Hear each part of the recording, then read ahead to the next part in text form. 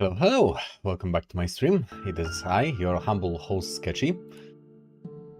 We are back with Reverse 1999 on this Wednesday.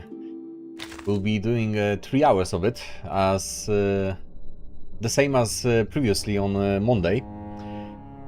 So, we'll hopefully finish chapter 8, I think.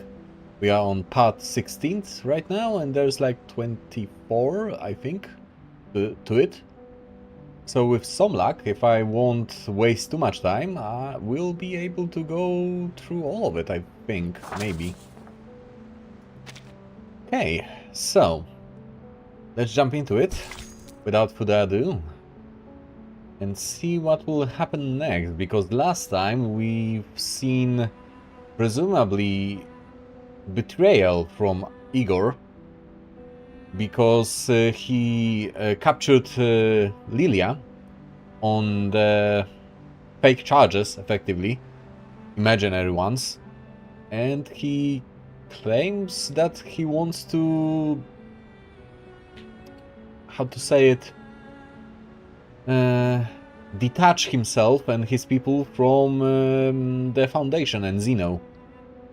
But he doesn't seem to want to join the Manus himself, so I'm guessing that he's creating a third faction of sorts, which should make things interesting, even if nothing else. Okay. Family reunion.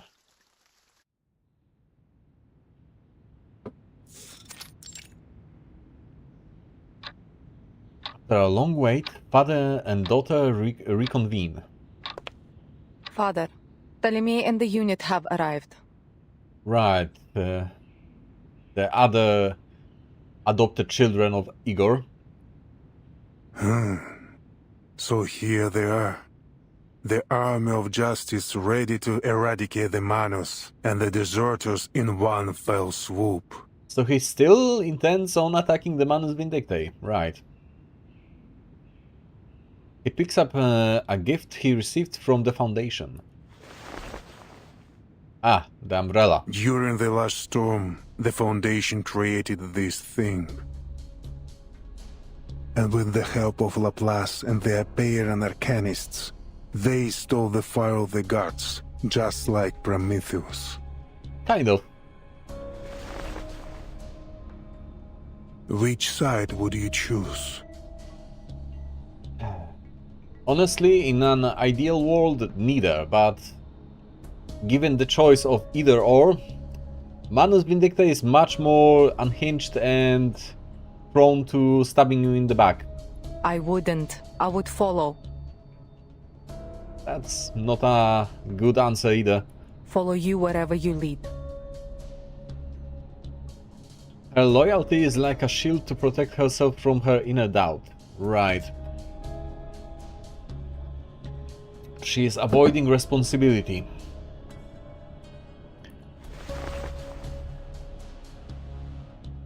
Send someone to bring Stefan's belongings here. The traitor found something important at Tuesday's motel. Right. Ptolemy will find it useful. Who the hell is this Ptolemy? That's all for now. Understood. I understand that it's another one of the adopted children of Igor, but who exactly is he, she, it?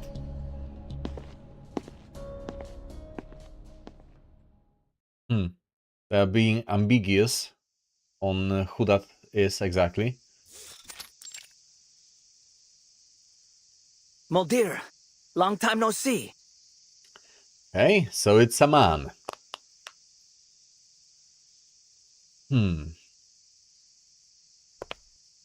The one-eyed officer steps forward to embrace his older sister, kissing her on both cheeks. So she's the oldest? Conversation gets straight to the point. What do you say? Do we give those humans a chance to surrender? Which ones? Manus Vindictae don't accept humans. But I doubt Father would blame you if you men allowed them to escape space.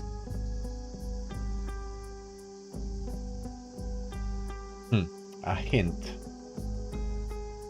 Escape the base? Moldir, are you having second thoughts? I think she does, but she's avoiding confronting her father at all costs. He sneers at his sister's kindness. Either follow this path to the very end, or show mercy and get father and the two of us executed.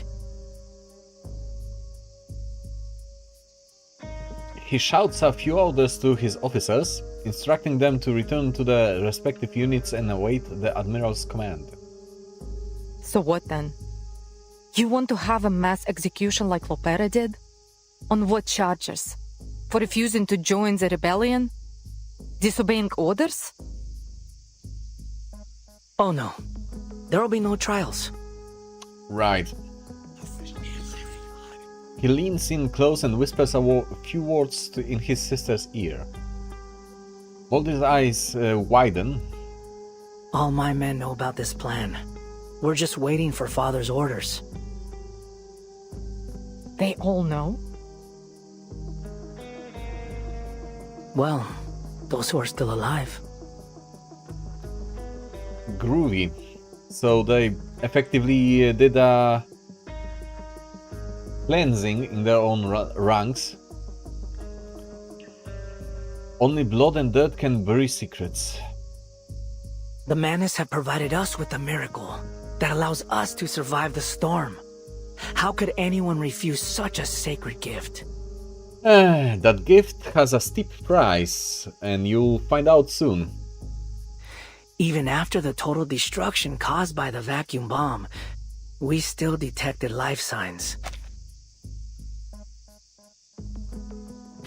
No one in history has ever been able to do that. Lady Arcana is invincible. Don't know about that. I don't care about Arcana.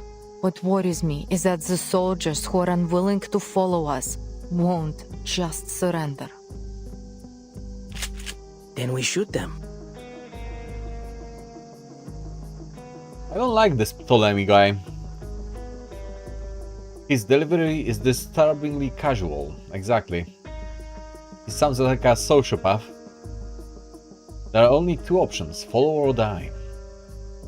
I don't think that's...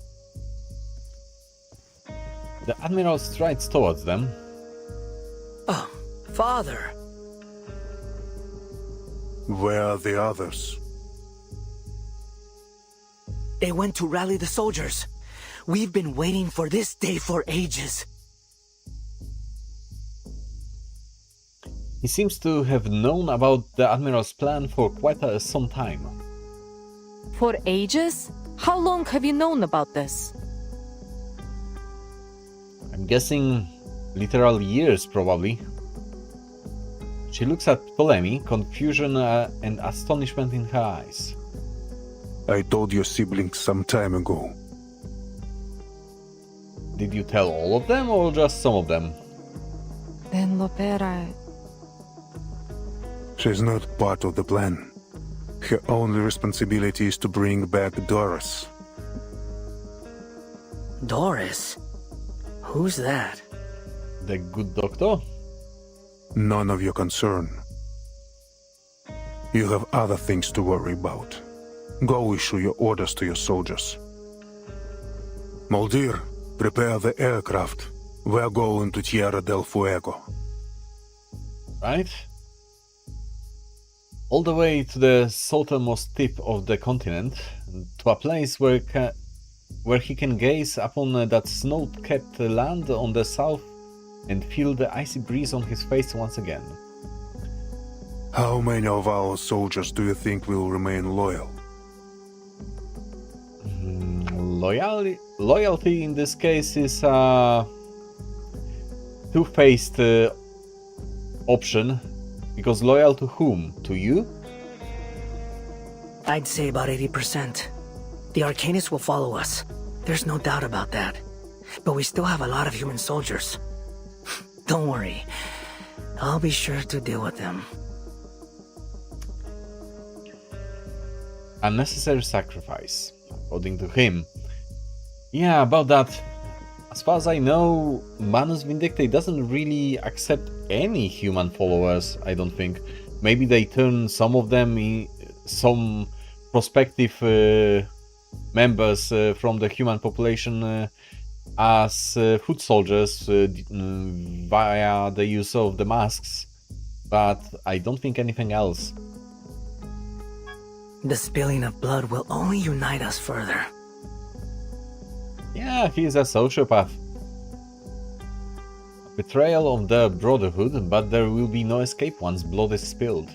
For those who shed blood and for those who draw it. Right. Take this and go to São Paulo tomorrow.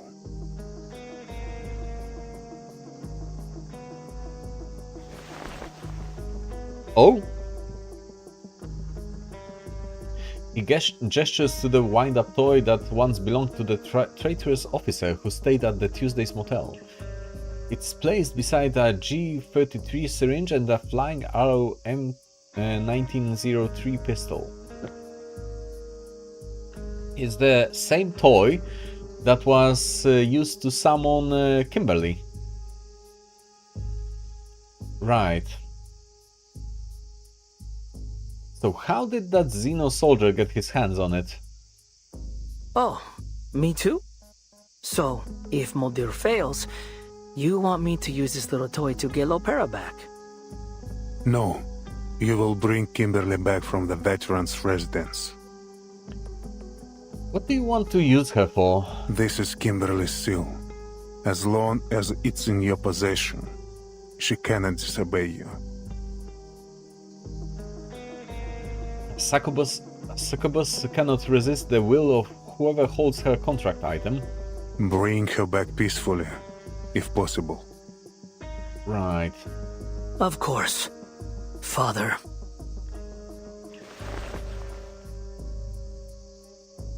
I will do as you wish.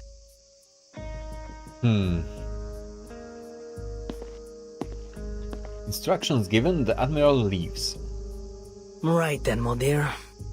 Let's get started. He whistles, signaling the guards to begin the massacre. That whistling sounded weird. Okay, that's a whistling of bullets. The sound of gunshots echoes through the holding cell. And war criminals now. Goody. What's going on out there? No one answers. The guard has already left. Lilia frowns. Is the base under attack? Could say that, I guess. By whom? The Manus has no reason to launch a frontal assault. Think more internal in this case. The Apostles' Brotherhood? No, that's even less likely. She immediately dismisses the idea.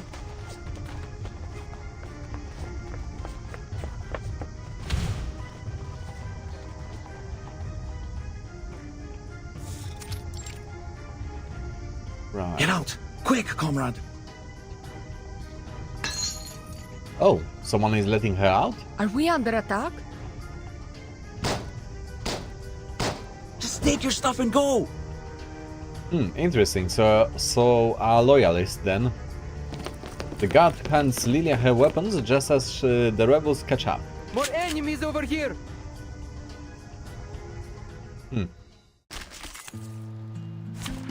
Alright. Very Got well. to defend Let ourselves. me try my hand. So it's the regular army, effectively.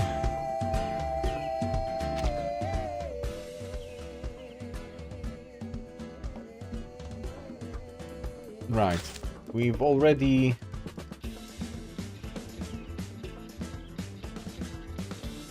Huh? Wait, what? Lockdown incantations must be placed in the leftmost right position of the spell to be cast. Oh, so it has to be there to be cast at all. Gotcha, new mechanic then. Nothing is in the status yet. Let's just do the regular thing. Oh, we have Liliana on our team. Interesting. Let me think on it. Okay. An interesting one. No worries. Fine. Do it like this, maybe?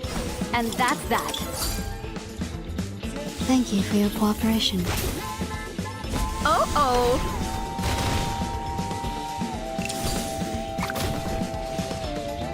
Easy enough. They are much naughtier than the Foundation's kids.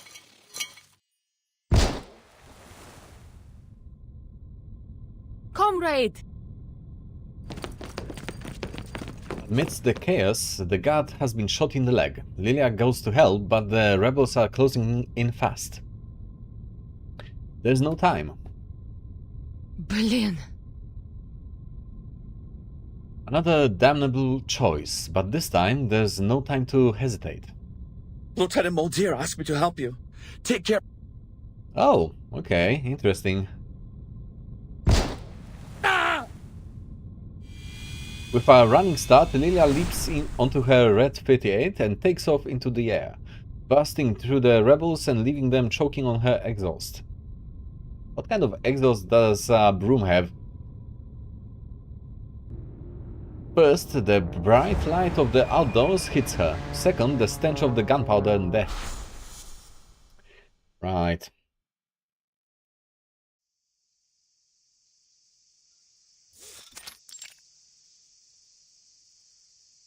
Traitors and loyalists. Under the sun, their blood glimmers just the same. Plain to see now that the blood paints the courtyard. Kill them all! Okay. No. Recall your troops and assemble. Why is that? The remaining loyalists are fleeing, but there's no need to pursue them any further. So he's sparing them? Solemnly reluctantly passes on the order. All hands, assemble! The bloodshed stops here. Let me make a prediction. At some point, Igor will come to his senses and decide that this is too much.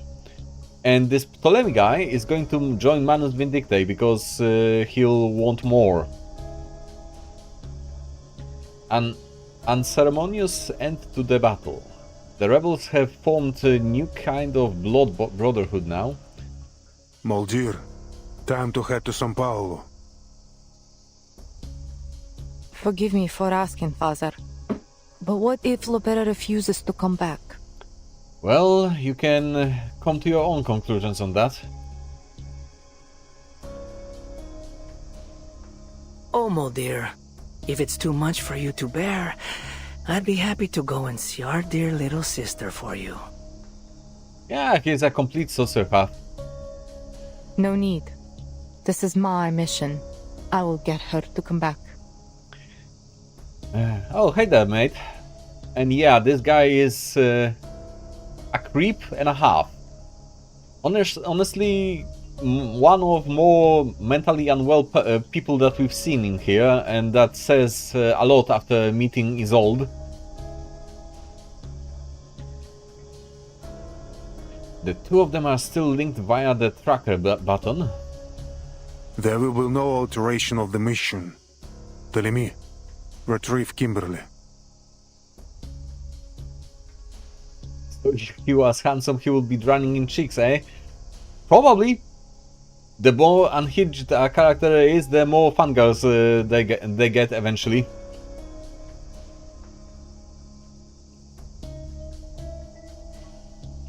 The order is non-negotiable. Ptolemy and Muldeer board the boats and head to the respective destinations. But, to be fair, that's true with girls too.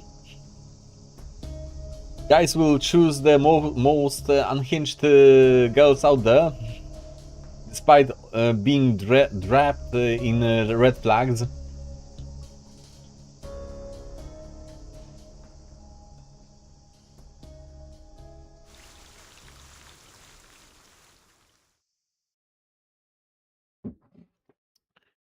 Alright. What's next? Rebellion happened. At 17.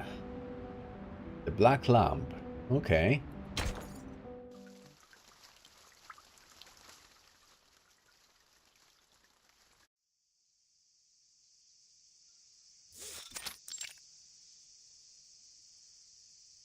The pieces are falling into place. Lopera has gone to the colonel's manor as Admiral Igor planned. If Mr. Duncan moves quickly, he might make it to the manor in time to meet her. The early morning sun scorches the courtyard. Right. White Ram is still tucked away in her bottle, fast asleep. How does a sheep fall asleep? To the rocking of the waves, presumably. What are you waiting for? Ah, she is being called by her actual name now. Anjonala. Unfortunately, in my mind, she's still called Kimberly, and I'll keep calling her that until my mind catches up and switches around. Admiral Igor has sent reinforcements. We were instructed to await their arrival at this location. About that. The Snake team is stronger than ever with the new name? On what grounds? Does it mean anything in some language that I don't know? Also, we now know that she's not exactly a snake, actually. She is a succubus. Succubus. Excuse me. So a love demon.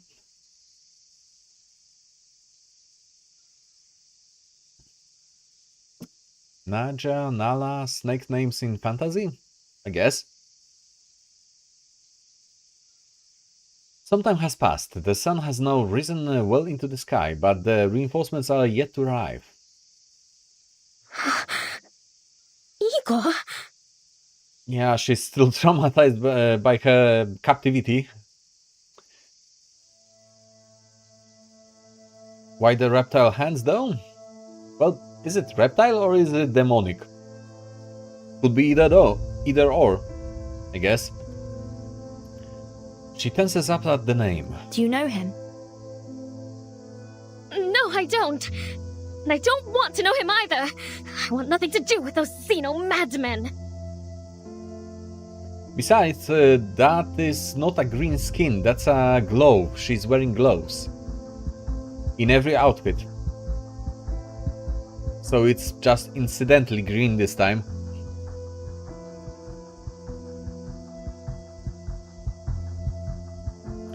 She knows him. She's hiding something. Stay away from them, Burton. Trust me, She's actually right for once. They're here. A young man with an eye patch strides into the veteran's residence, followed by a squad of soldiers, all armed to the teeth. Greetings, timekeeper of St. Pavlov Foundation. I'm Ptolemy, the commander of Igor's Sentinel unit. Vertin, tell Nala to break his knees.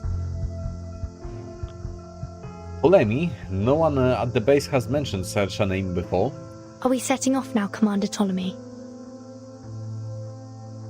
Setting off? No. It's Lopera's mission to take care of the doctor. My mission? Well, it concerns the young lady behind you.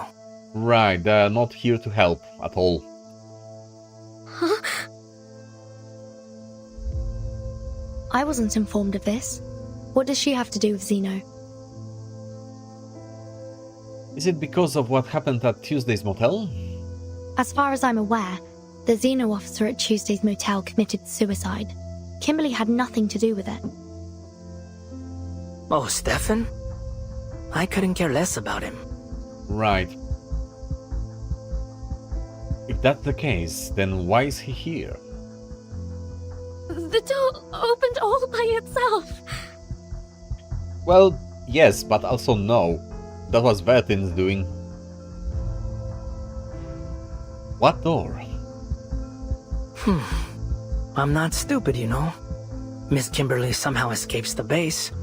Yes, because Vertin fiddled around with the seal on the door, unknowingly. And suddenly I find her with the timekeeper, who I hear took a detour to a certain tower before she left. And what is it to you? So, timekeeper, care to explain why you helped Miss Kimberly, a member of Manus Vindictae, escape? Plunder and you know it. Oh, so the captive in that tower was Miss Kimberly. She gives him no answer. Per the Admiral's orders, I will now escort you back to the base, Miss Kimberly. And please, don't make me resort to violence. No, I'm not going back there. She takes a step back, her body trembling all over. She's too frightened to run. You'll kill me, just like those Xeno soldiers. Polemis soldiers raise their guns, just as the others did when they executed the deserters. Right. Now, let's just get along, shall we? With you? Doubtful. This isn't an arrest, Miss Kimberly. It's an invitation. Okay, I kindly decline. He reaches into his pocket and reveals Zeno's sincerity. Right, the seal.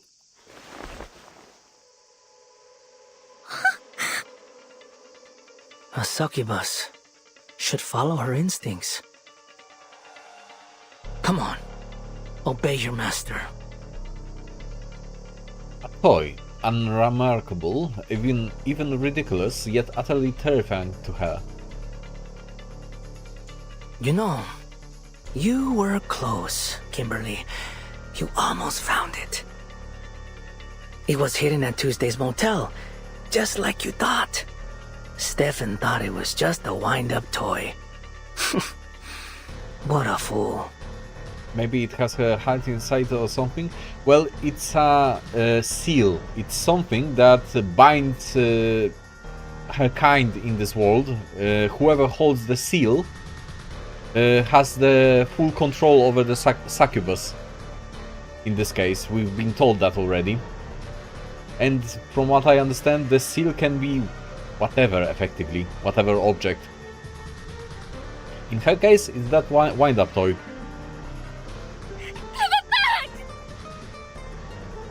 Yes, that's the spirit. Come with me, and I'll... Don't. He's not going to give it back to you.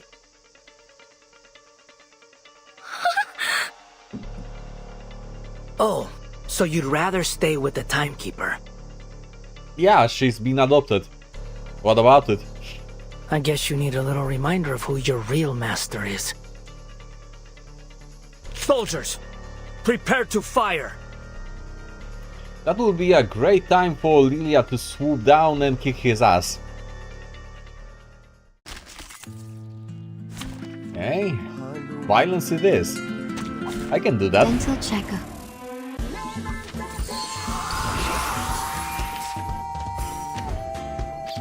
Let it be known that he was the one who has chosen violence. I'm just obliging him. Crickets and fireworks! Thank you for your cooperation. Right, they are still dodging. Okay. So this turn I can break their knees. What a bloom! They never really stood a chance.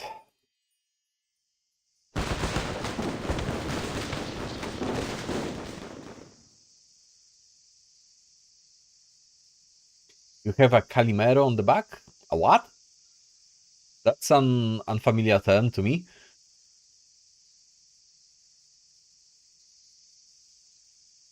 Let me Google it.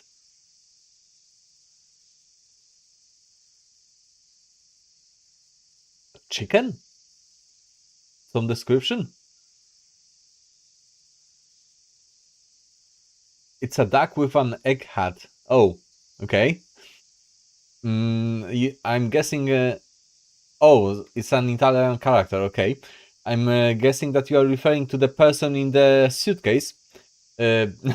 When you are limited to 3 characters, every character beyond that, the support character, the reserve one, is being represented by a caricature like that. In this case, it was... what is her name? The new character that I pulled.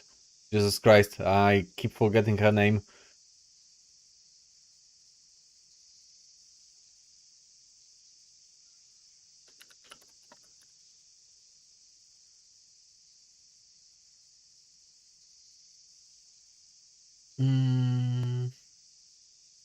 Kiperina, right.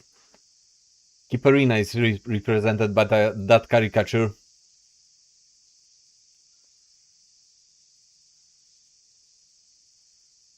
The newest character that I pulled. Every character has a unique caricature like that. Okay, Kimberly barely moves as she struggles against the command of the seal. Meanwhile, Ptolemy and his troops have taken control of the courtyard. Pick it up, timekeeper. He's tossed a pistol near her. I hold no grudge against you, and I'm not going to shoot an unarmed civilian. Well, you had no such connotations before. Make your choice. Take the weapon and continue to fight, or surrender. Counter offer. Fuck off. If you do surrender, I'll guarantee your freedom. But Kimberly has to come with us. Yeah, I don't believe him at all. That he'll keep his word. She picks up the pistol. I see. So you've chosen to fight. On your feet. Right, we are choosing violence. Now then, Kimberly.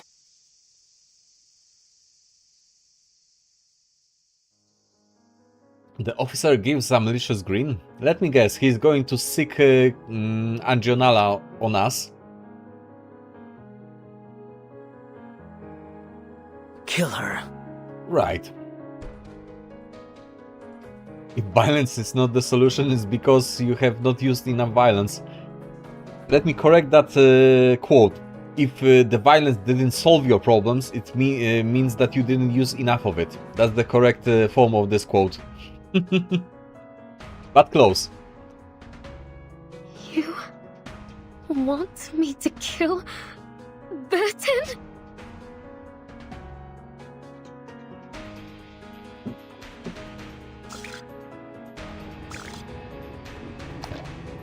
A command as malicious as the look on his face. She doesn't know what to do. Hell are those? The eyes of that robot or what? But her bloodline allows her no choice. The seal takes effect, slowly compelling her to obey it.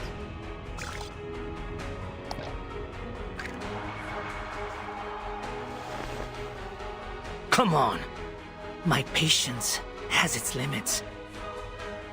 So does mine. Ptolemy raises the wind-up toy like a lighthouse beacon in a storm. You will obey me.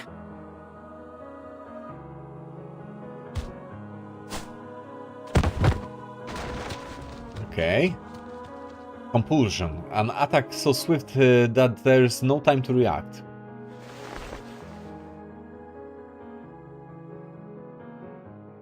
The succubus looms over her, her eyes hollow, her beastly claws poised to strike. Excuse me, poised to strike. I don't know why I have so much trouble pronouncing the word succubus. When I do it outside of a sentence, I can pronounce it just fine, but when I do it out of the blue, I stumble. Weird. What happens if you put the toy inside him in the most painful way possible? Would Succubus girl still obey him? Well, we can test that in short order. Polemy will say anything to ensure she enacts his will. Do it, demon. Your freedom for the life of a stranger. We all know that you're not going to grant her any kind of freedom.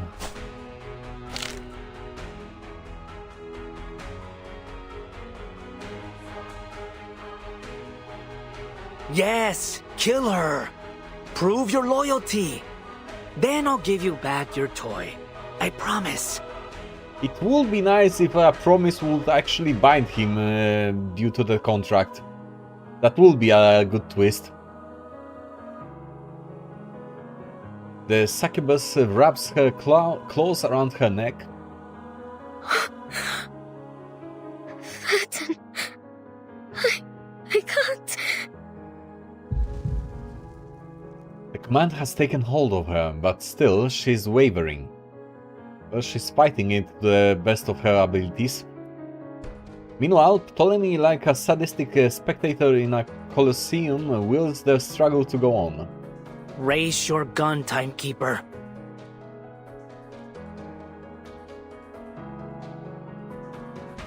Gun. Yes, I have a gun. But you should use it on this asshole instead of using it on Nala. But breeding strength, it's all... Aim at her and pull the trigger. This monster's going to kill you.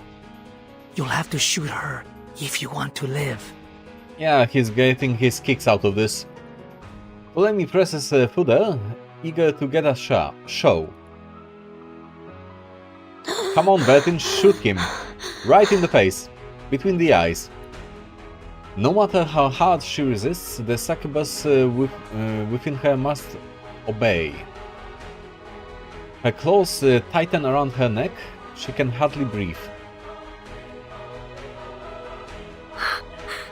No, I don't.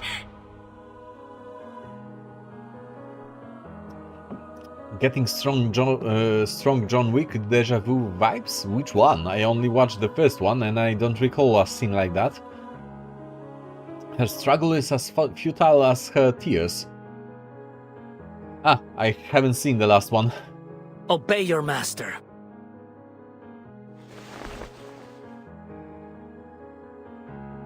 Her claws start to sink into her neck. Yes, give in. Just like that. Look, Kimberly. She picked up the gun. Shouldn't you kill her before she kills you? Right. She obviously values her own life over yours. And she won't hesitate to fire a bullet through your heart. To her, you're just a horrifying beast. I mean, look at you. You're a succubus. A demon born to be bound to a master. Born to be controlled. You know what will be a real MVP move? Vertin shooting at the seal, breaking it. His contempt is palpable.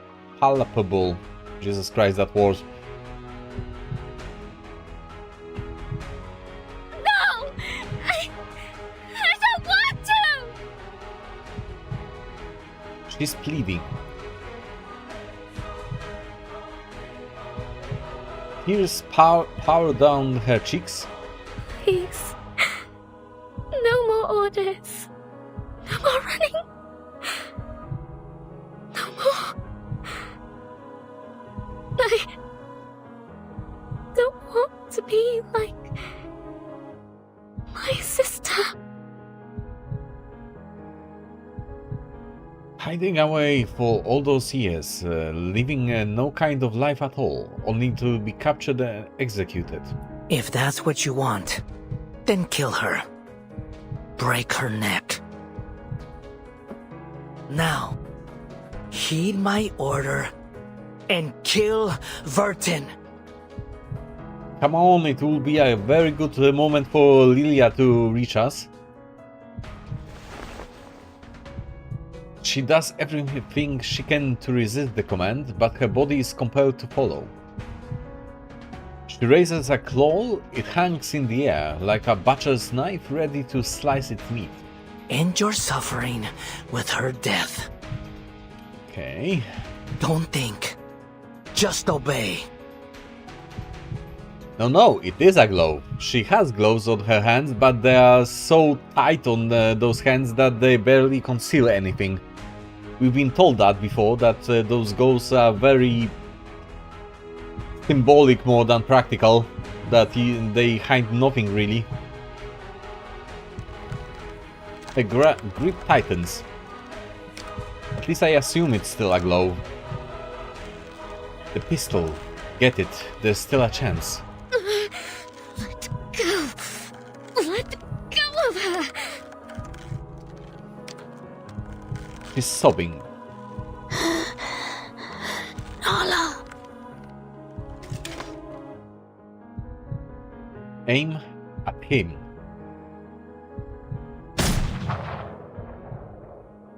And what did she shoot? I'm guessing that she shot him instead of her.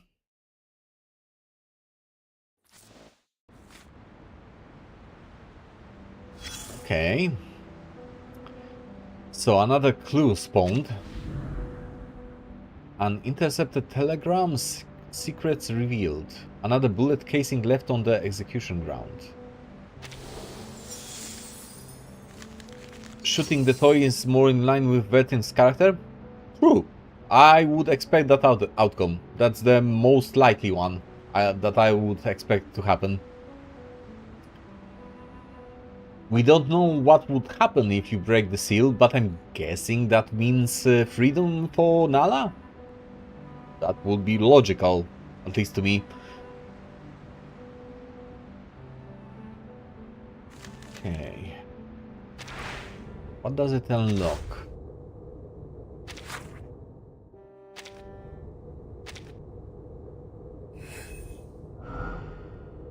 I have nothing to do with any of this. I swear I have nothing to do with... It has nothing to do with me. Okay, does it have anything more to it?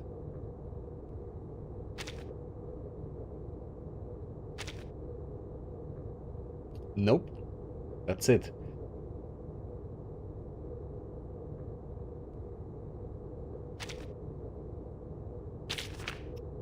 I guess we'll need more clues to unlock the whole thing.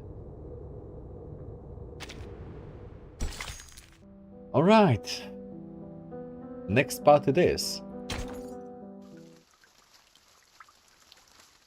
Eye of the Hurricane. Interesting title.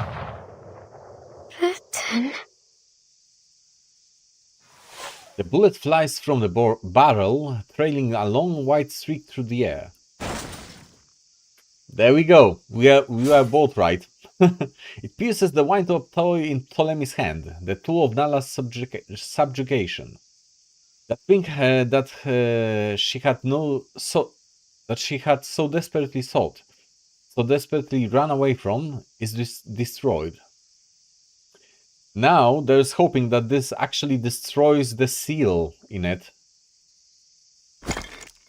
Its power is lost. Its controlling force vanquished by the bullet. And there we go.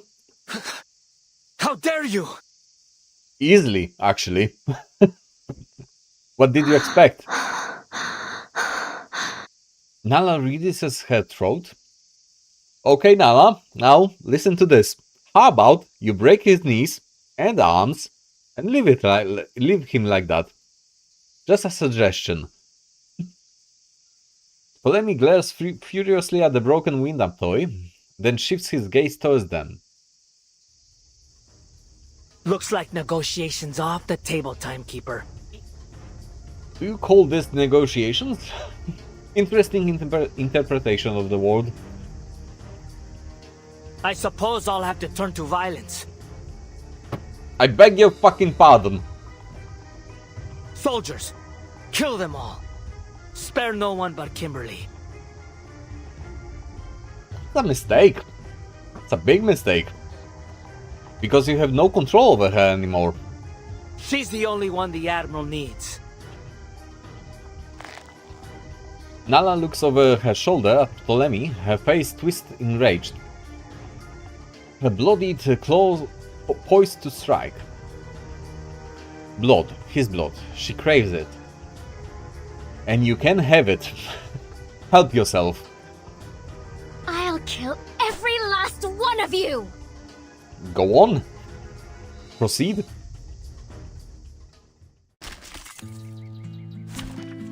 Okay. And we are having our whole team deployed. So this will be a massacre. Don't take a wrong step. Так ярко и тепло.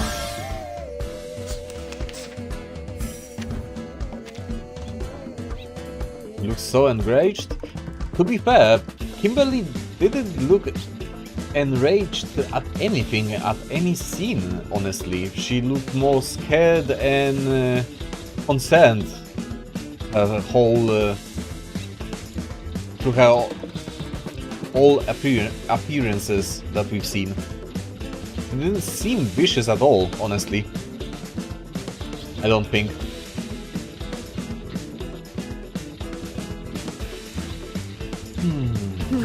Let me think on it. So let's point everything at his ass. An interesting one. And that's that. Our characters have ever been shown enraged in this game or twisted in any way? This Ptolemy guy, if anything, he looked like a complete sociopath in his scenes. Exactly in this one where his toy broke just a second ago, for example. So that's one example, a recent one. Okay, so the boss is gone. I've got your back. Now it's just the ads. Так ярко и тепло. As you can see, my team is pretty much immortal as long as I have Keep Arena deployed. Auto shielding is hell of a drag.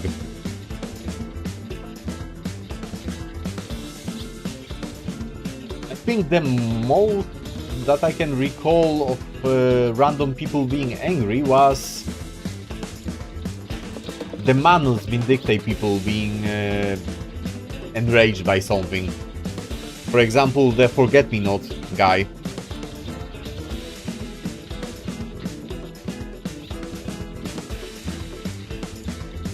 Okay, so what are we throwing here? Or maybe take a Do deep it like breath. this. This should suffice. Let me think on it. Why not? Copy that! The stars were just out of reach.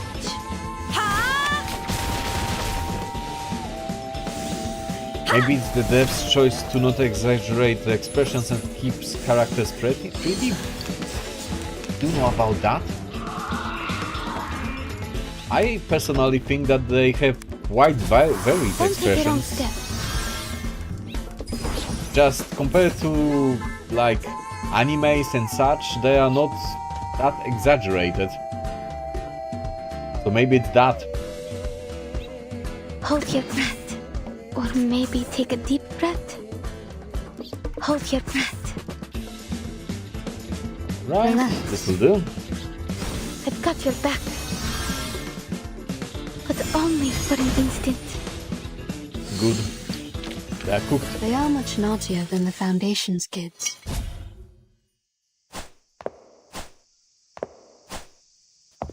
And she kept slashing. Right.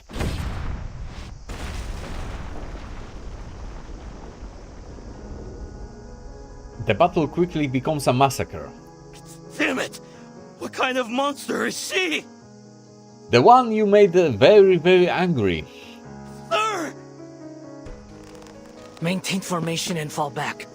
Keep firing.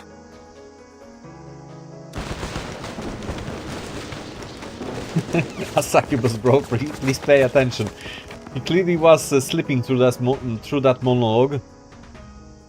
Ptolemy's troops are only equipped with standard military gear. No devices to capture Arcanists, no heavy firepower. That's unfortunate. Go to hell!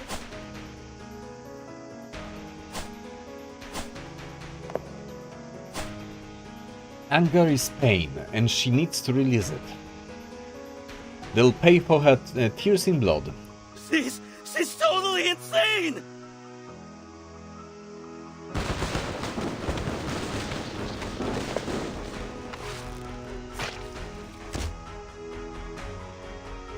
Kimberly grabs a rifle and smashes the stock into a fallen soldier's face. Ouch. Random thought here, Commander, do you send this rat expecting this outcome? It's not impossible, just unlikely, considering what he's planning and what he's doing, but not impossible. Maybe he sent him as a disposable pawn here. Why?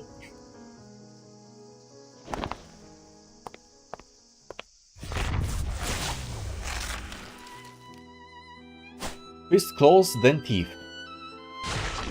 Hearing, biting, slashing stomachs, ripping out throats. Groovy. Like a wildcat pouncing on a sparrow.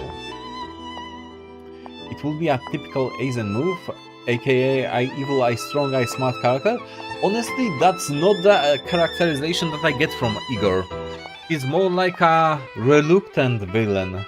He doesn't want to make people suffer, he just doesn't see any other option to keep his people specifically safe. He's doing this out of obligation for his... what's the word? Subjects? His family?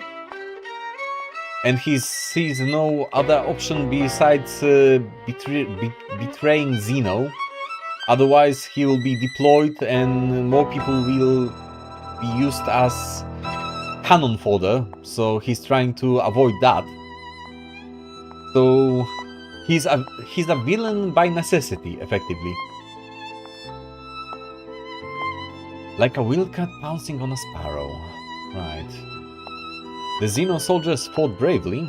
Had they not been enemies, they might have made excellent allies.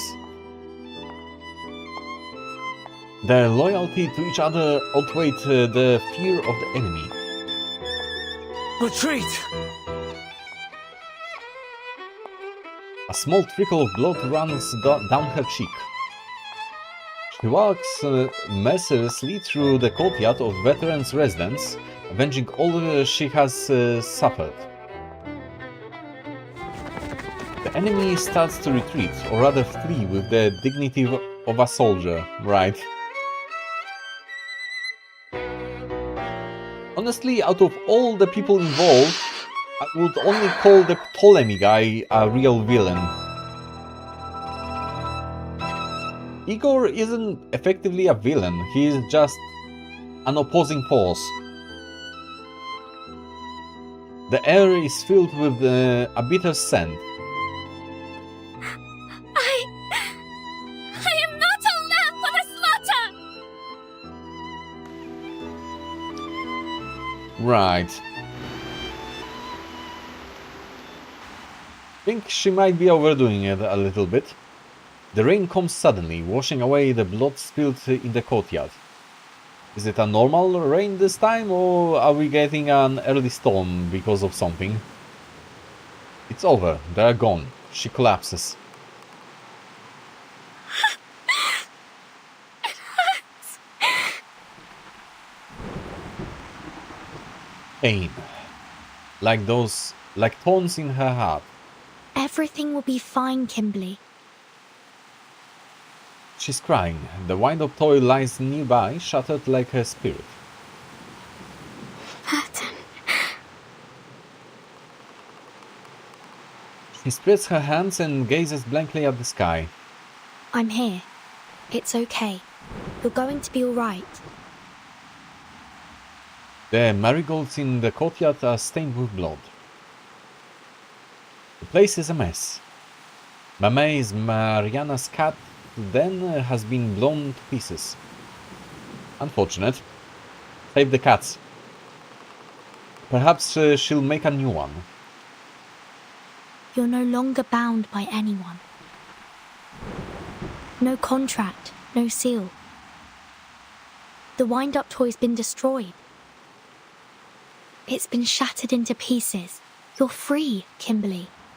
You don't have to take orders from anyone anymore. Interesting that she's calling her Kimberly again.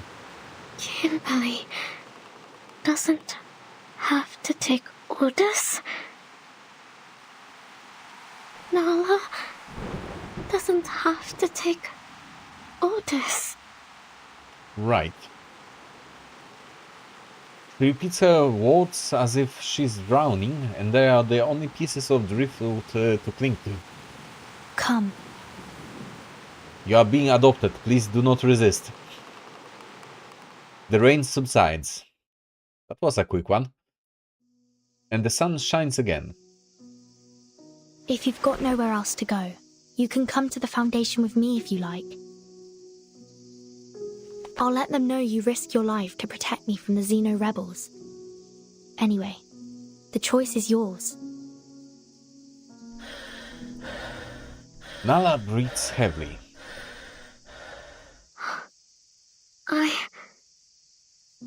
I can choose. Apparently so. Her confusion matches her pain. Yes, whatever you want. No one can control you anymore. You belong to no master, only yourself.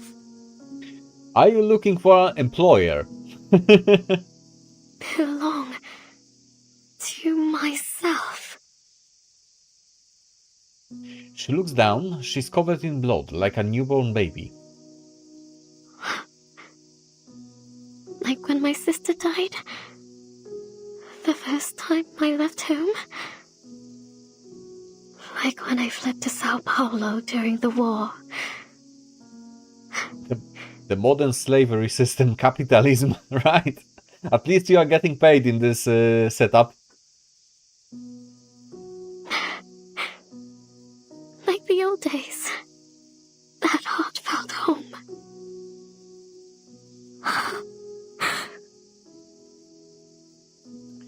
Real yet distant memories.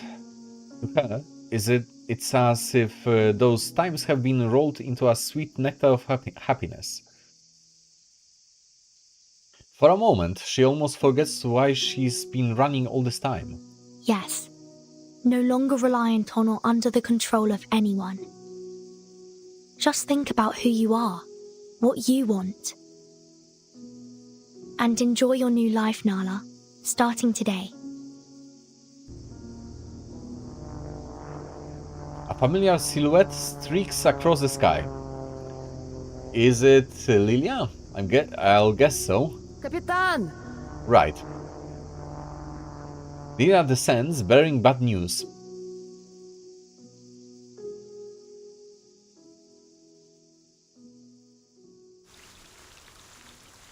So, now Vertin will find out that the whole Xeno faction betrayed them. Well, the local Xeno faction, so to speak.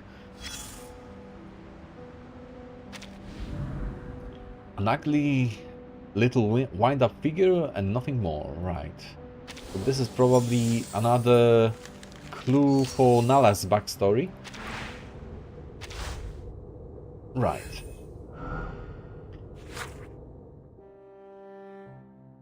Feathers fall to the ground. The white goose in her arms is gone. Though the endless days and nights, her stomach grows constantly. Sometimes she makes ochre stones for chunks of meat. She mistakes ochre stones for chunks of meat, nearly breaking her teeth on them. She licks the cuts in her mouth from the stone's sharp edges, the warm blood flowing into her stomach. Occasionally, she dreams of the mansion, but that was long ago. that was so long ago that she starts to doubt whether any of it was real or just a long dream.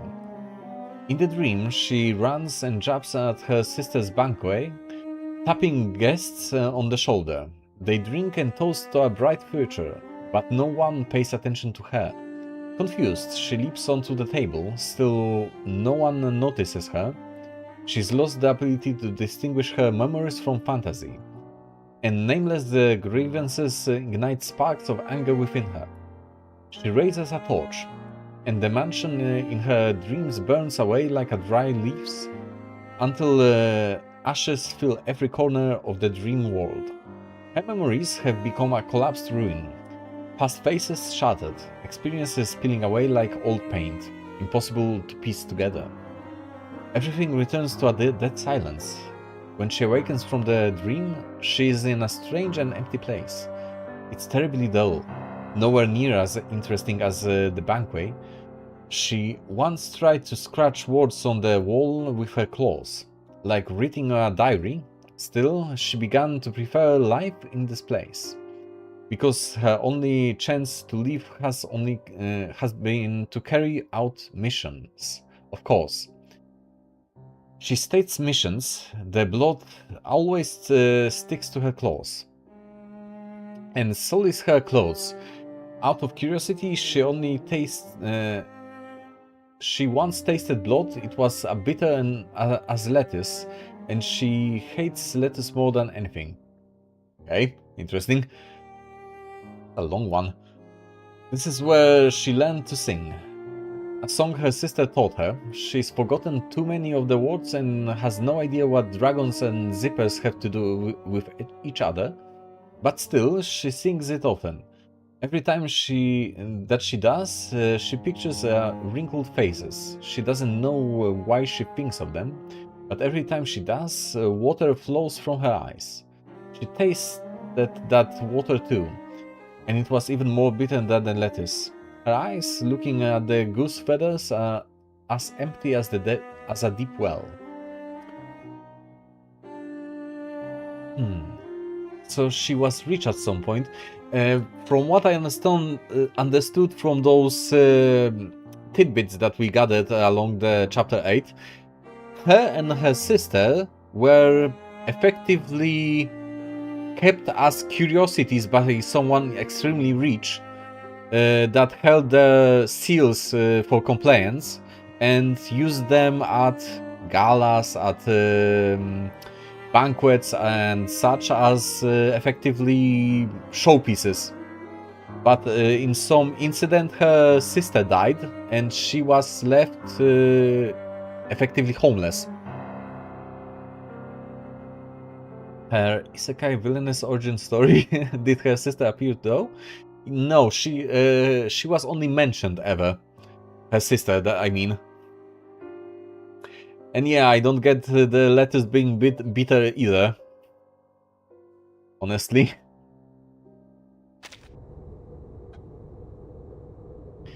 Okay, so this was the last piece of the puzzle. Apparently.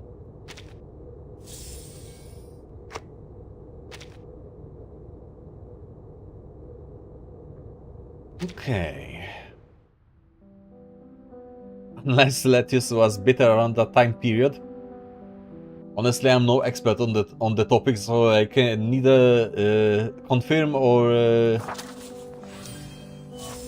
reject that statement. Alright, so this is part 19, the gamble. Huh, we are only an hour and 15 minutes in. Interesting. So we almost have 2 more hours left. Fair enough.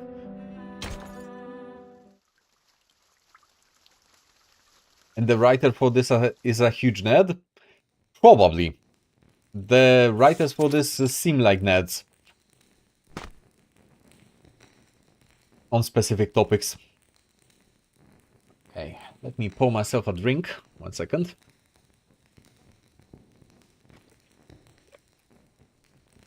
So that I replenish my fluids, so to speak.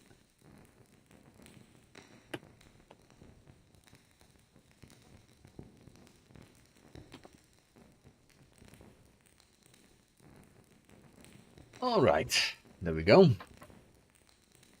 Buy nets from nets to nets, exactly. It fits.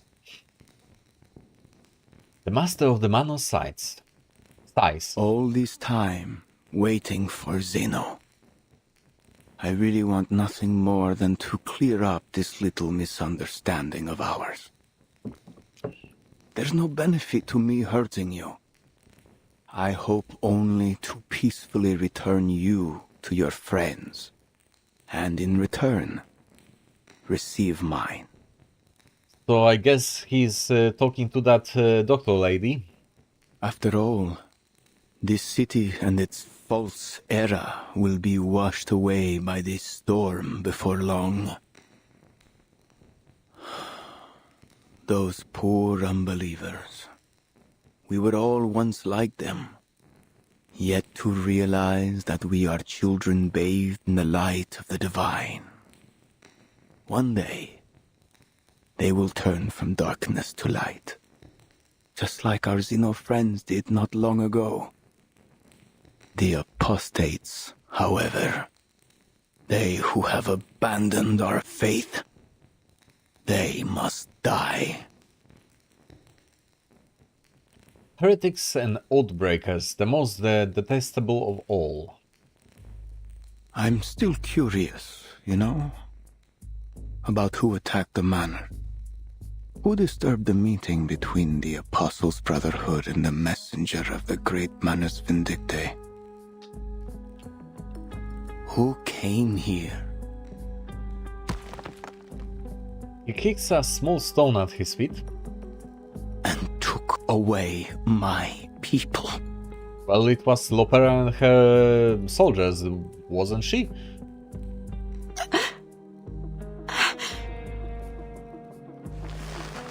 The potion has locked the blind doctor's throat. She cannot speak.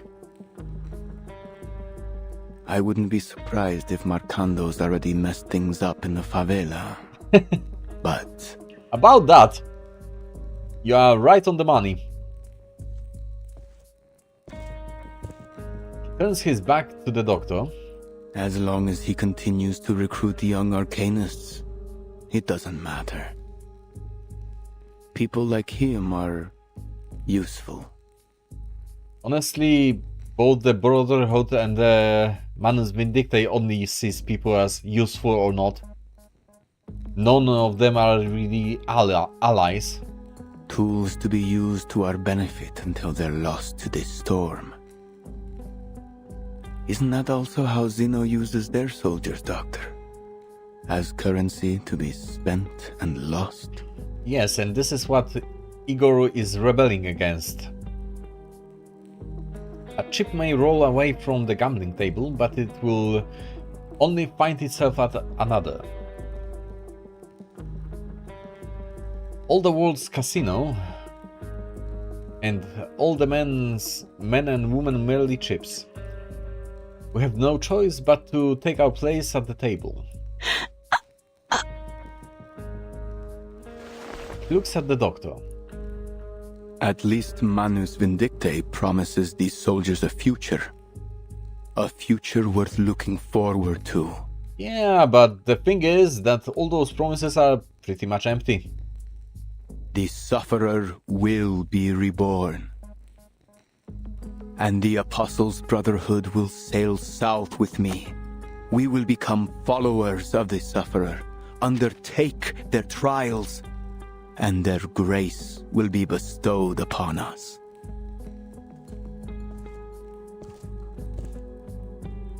He leans close, whispering in her ear.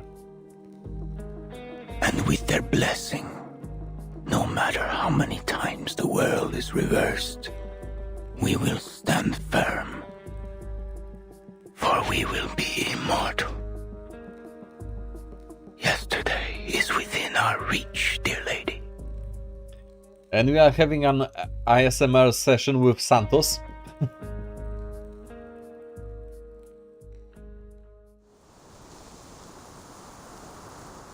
Alright, what now? Lopera crouches in the bushes by the manor, observing the god's movements. The place is surprisingly light on security. 7, maybe 8 guards. No way to get through. Damn. Cautious footsteps approach from behind. Who's there? Oh, sweet Mary. I finally found you. I bet you didn't expect to see me here, did you? An unexpected ally. Duncan? How did you know I was here? Wasn't he told about that? Shh, keep it down now. Our friends at the veterans' residence told Right. me everything. The timekeeper said you were going to the manor alone. My, would you look at the beautiful greenery? Are you heading to that chapel? Amidst the distant greenery, just past the building before them, peeks the chapel's bell tower. Yeah. If the doctor's in there, I have to find a way to break in. Do you have any plans? Reinforcements? Reinforcements? No time for that. Just watch. I can handle this myself. Wait, is she planning to storm the place on her own? The hell is she, Solid Snake?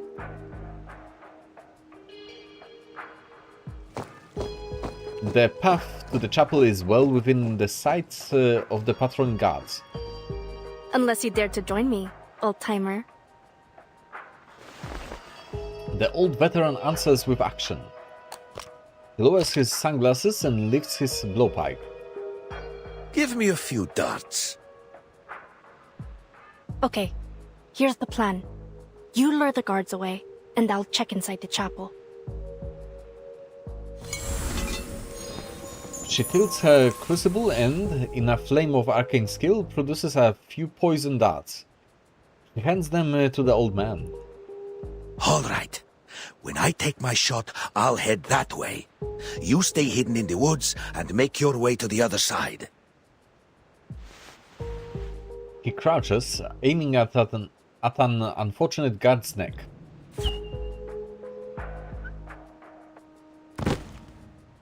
The guard drops instantly. Intruder! Over there! Alarm sirens blare. Lead them toward the river. Duncan catches the smoke bomb tossed by Lopera. Let's make this a little more exciting, shall we, boys? Lobs the bomb, aims his blowpipe, and pierces the bomb in midair. Wow, trick shots. Okay. Nice shot. With the guards distracted, Lopera raises her guns and makes her way to the chapel. Alright. Ah. It appears someone has come to your rescue, dear lady. I'm not surprised. Santos gazes at the doctor. He holds a small control button in his hand. Control button for what? He has no qualms about reducing this place to a pile of rubble. Oh, so bombs probably. Doctor! Her shout echoes through the halls of the chapel. So that's it for stealth, apparently. It's you. The little gambler from the ship. I should have put a bullet in your skull back on that sheep. I'm afraid you're playing the wrong game now. Oh yeah? So what does the winner get this time, Dr. Torres? He steps towards the enemy on the pulpit. Santos spreads his arms. No. There are no prizes. You can win a bullet. So there's that. You and I are nothing but specks of dust in the wind. That's a weird mask. Okay. So we are fighting Santos this time. Santos reborn in suffering. Fair enough.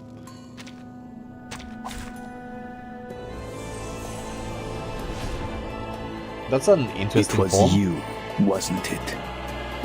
It's a hyena? Kind of. You came to this sacred place and attacked my people.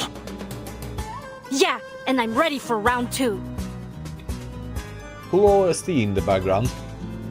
And this time, you won't be leaving with your life.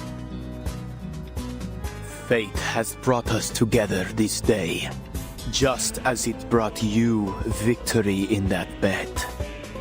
Держись, Алия. I've got your back.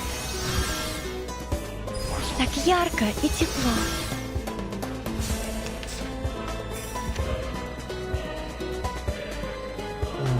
At the start of the round, we write 2 random allied incantations with the precision effect, right? So the thing that we've been using. Okay. Oh, we have Lopera with us? What can she do? Enters the ready to shoot status. Oh. This? Okay. Guess I will skip on her abilities for now. Easy lah. Just focus on what I know. Relax. Hold your breath. This should work nicely. Copy that.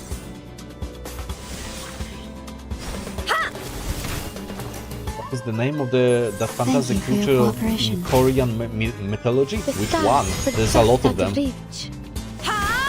Also, he looks more South American folklore coated than Korean.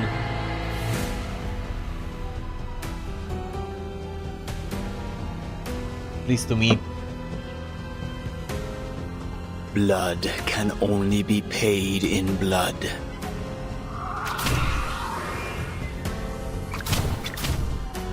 Okay. I've got your back. Так ярко и тепло. Okay, beam. I'm unfamiliar with that.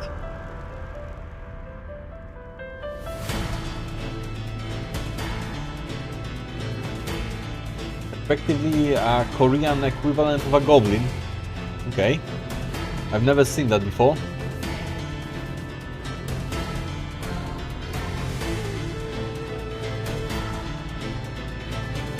That whole mask and those accessories on him look Inca or Mayan coated. Something like that, at least to me.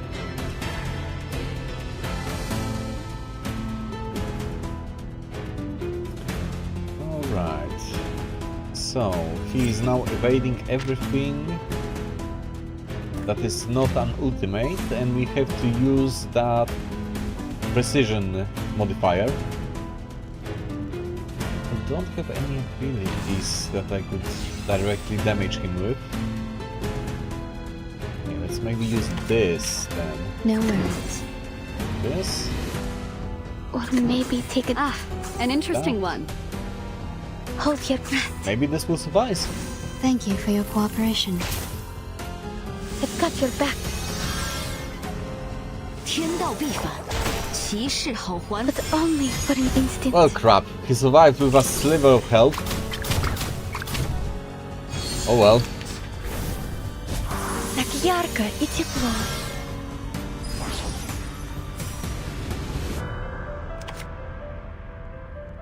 Deleted ammunition. An incantation with no effect. This incantation disappears after being played, but still consumes 1 AP.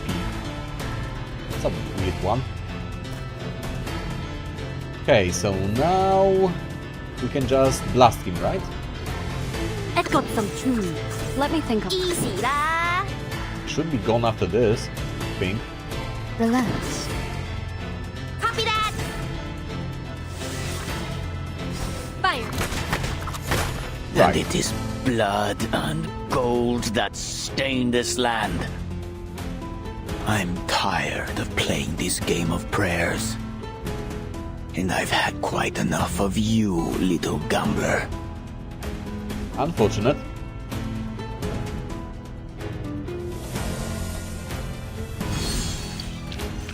They are much naughtier than the Foundation's kids. Okay, so his ass has been thoroughly kicked. Guns emptied, Lopera drops her revolver and charges at her opponent with nothing but her fists. Kick his ass. Looks like I win again.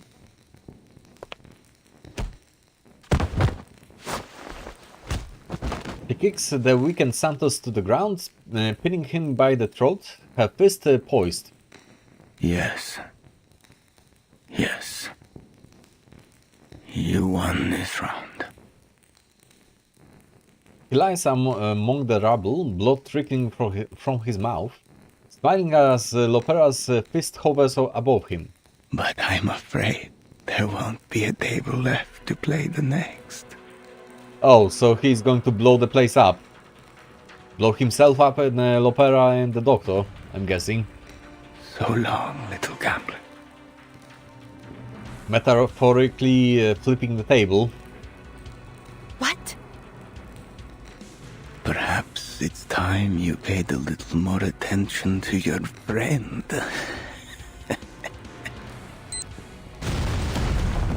Well, presses the button in his hand. After a loud bang, the chapel starts to crumble. In Lopera's moment of distraction, Santos kicks her away. Vanishes amidst the chaos of the explosion. You had one job, Lopera. Honestly. Now there's no one but Lopera and the doctor, and a building that's about to crush them both. Mierda! Indeed. She grits her teeth and runs to the pulpit, freeing the bound doctor. She tries to speak, but the effects of the potion still holds her throat in a tight grip. We can talk after we get out of here. She hoists the doctor onto her back and carries her through the falling debris.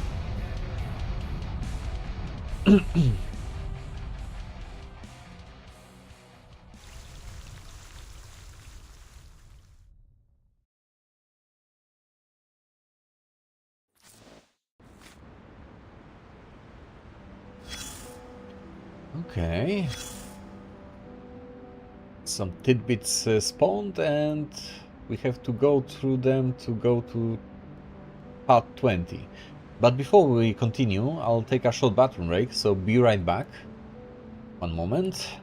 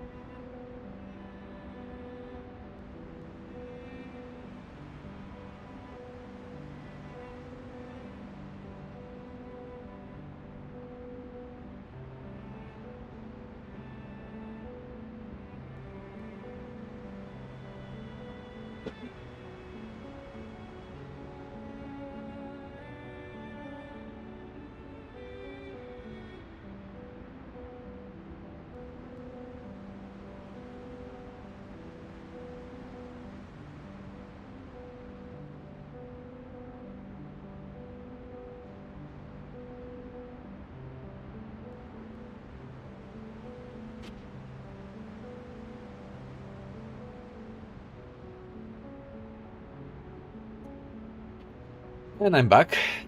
And of course, both of my cats teleported into the room, spawned themselves to seek my attention. So that might happen in the near future, them joining us on the stream. Okay. Religious reform. This book is in a history text, but the change in writing style suggests that there was a change in authors. Skim a few pages. A lost codex. 5, they are greedy, they are cruel, they want us slaughtered. They want us to slaughter our own people, so we stand up. 6, we aspire to kindness and mercy. For this, we must sit at the round table with kings and cardinals. 65. There we go, there's the cat. Of course, she's seeking attention. Okay. 65, when the sufferer sent by heaven come, they will, under the guidance of angels, suffer for the people, and the spring will cleanse them of their sins, and thus heaven will arrive. 5, 8, 9, let those willing to be redeemed join us, and let those unwilling be crushed by crumbling stone. How appropriate, considering the happenings.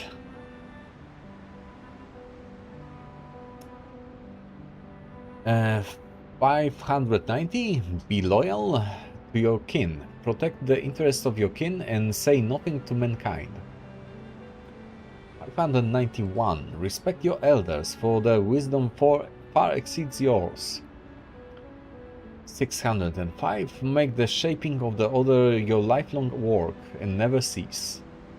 So those are the commandments for the Order of Alignment people, I guess. At least a couple of them. And we have another piece of lore. Photograph from the 1961 peacekeeping mission in Congo, with the photographer, exact date and location all lost to time.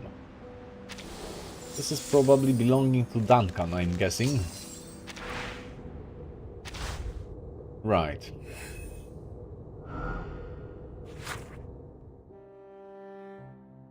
The night at the veterans' residence is alive with laughter, as the farewell party for Mr. Duncan unfolds as planned.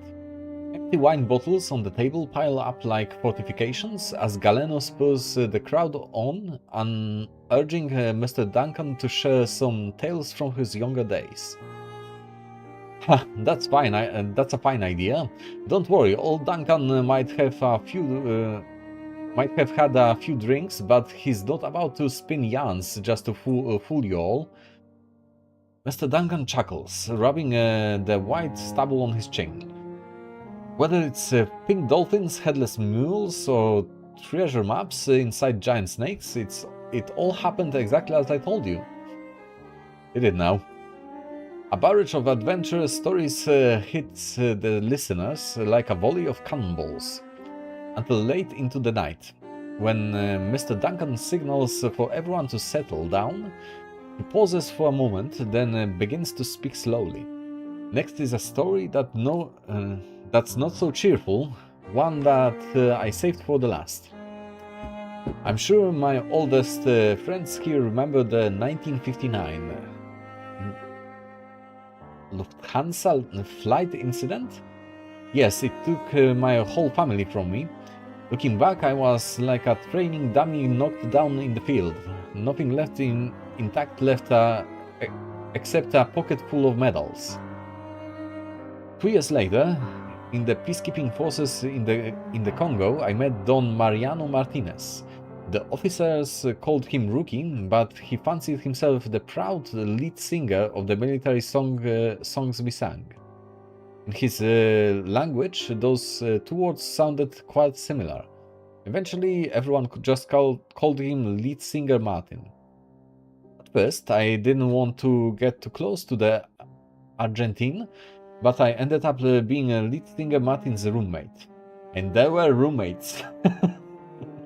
He was born with the gift of the gab. His thick lips were always flapping like wet palm leaves. Okay, that's a sentence. Back then, I was still young and foolishly thought I could quiet him down with nothing but my silent protest. But gradually, he wore me down and I became talkative myself. Once we got to know each other, we've often argued about football, politics and customs. But he always followed his officer's orders.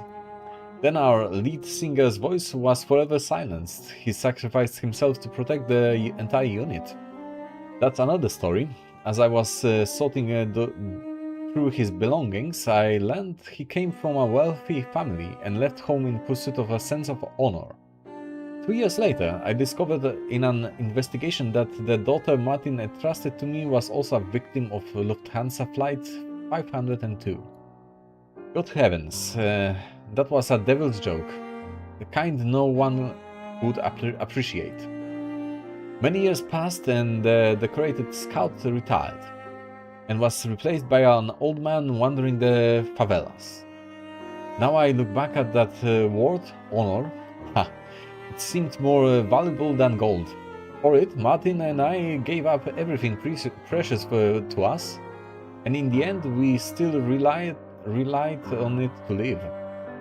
Like fine wine in a bottle, you always want another glass, and another, until you find yourself drunk and face down in the gutter. Now your old Duncan may be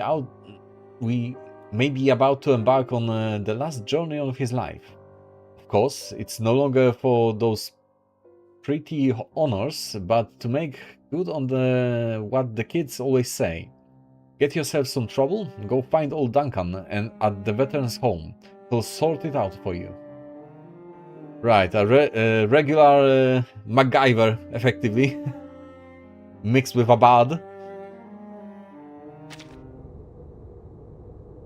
Okay, so that's all the tidbits about Duncan.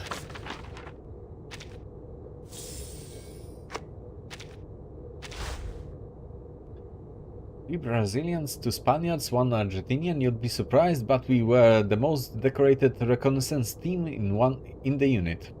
Right. To the part 20 then. Farewell, Pera.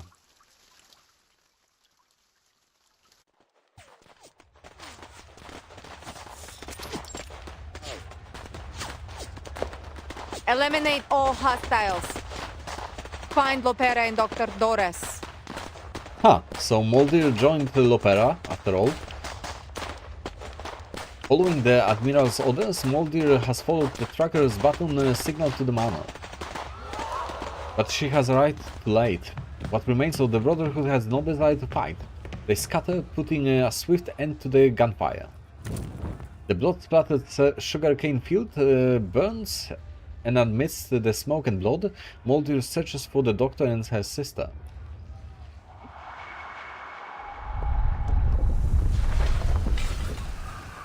Just as the chapel collapses, Lopera makes it through the front door. Okay, so she survived. Huh? Where have the Brotherhood guards gone? Neither Duncan nor the Brotherhood guards greet her. Molly! Pera, thank goodness this tracker button still works. What happened in the chapel?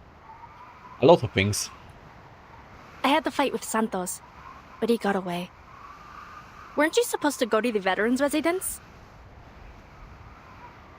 She flashes a brief, bittersweet smile. This is still a victory, albeit an imperfect one. Rescuing the doctor is our top priority now. What do they want with this doctor anyway? Dr. Doris sits on the muddy ground, cradling her typewriter. I am so glad to see you safe, Doctor. Great job, Pera. Let's head back to the base with Dr. Doris. What about the timekeeper? She's on a new mission assigned by the Foundation. It's got nothing to do with us. That's a lie. Father wants me to bring you and the doctor back to the base as soon as possible. What do you mean? Why the sudden change of plan? What's going on here? I wonder if she'll pick up on the lie itself. No one told her about this. Just come already. We're evacuating Sao Paulo. Evacuating? Since when was this the plan? Evacuating? To where? Just follow your orders, Lopera. Right, be a good little soldier. Don't think she's going to go with it. The Admiral sent me to pick you up. Then why didn't he tell me any of this? I don't know. I'm sure he has his reasons. There's the stutter. In her hurry, she presents a reason her sister cannot argue with. Recognizing her hastiness, Moldir sighs. Fine. We're heading south. To Tierra del Fuego. They've made preparations for us. Come on, Pera. Come with us. You, me, Father, Talimei, everyone. We'll all be there. Well, about that, the Ptolemy is kind of busy with being dead. Everyone? Why didn't anyone tell me about this? Because... Pera, you can ask questions later. We don't have much time. Lopera knocks away her sister's extended hand, taking 2 steps back. Smart girl. No. Why are we going to Tierra del Fuego? And why are we running out of time? What are you planning to do? Who's waiting for you in Tierra del Fuego?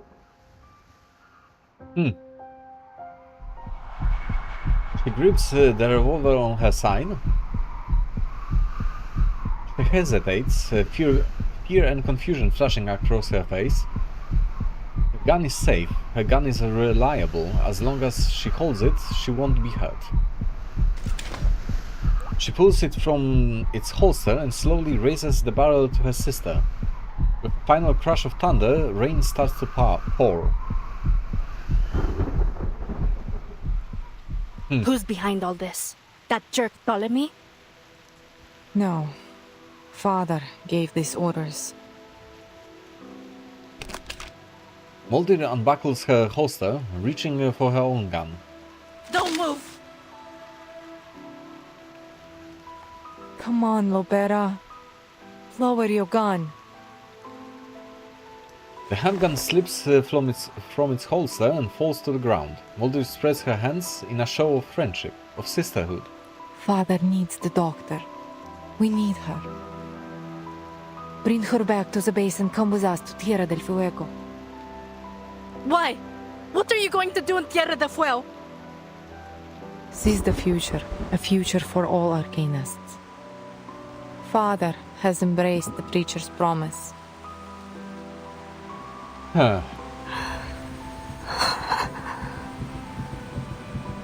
Nanas Vindicte.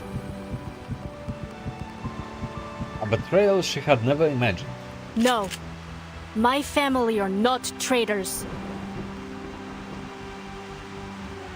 Not in the past, not now, not ever. A hunter never willingly becomes the prey she once pursued. Look, you don't have to do anything for them if you don't want to. She tries to explain, but she can't even look her sister in the eye. Just come with us. Come home. Home.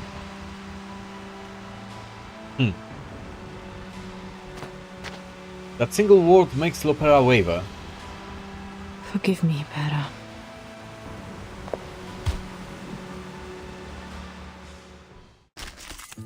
So, are we fighting Moldir, right? Oh, okay.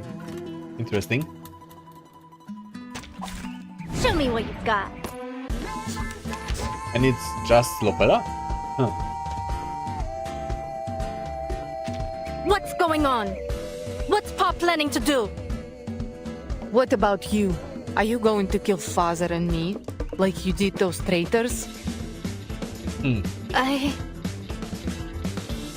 don't think she has anything resembling a plan right now. So, how do those skills even work?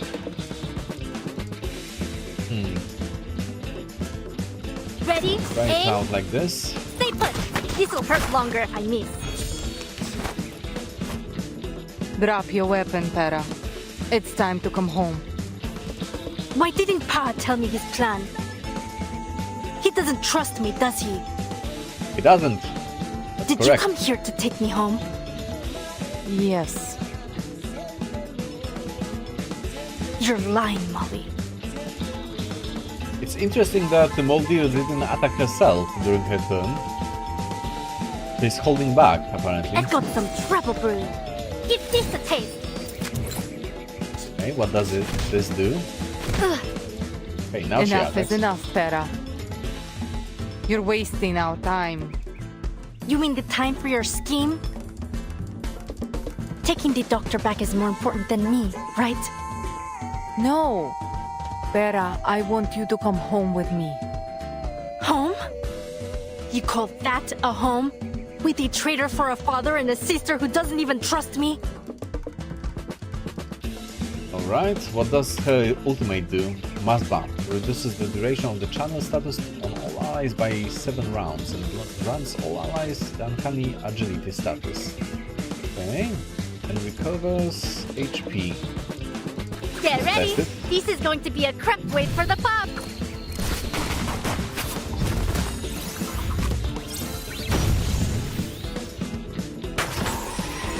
Wow! 梗 Was a 係我 shot. 捉你，唔係你捉我啊！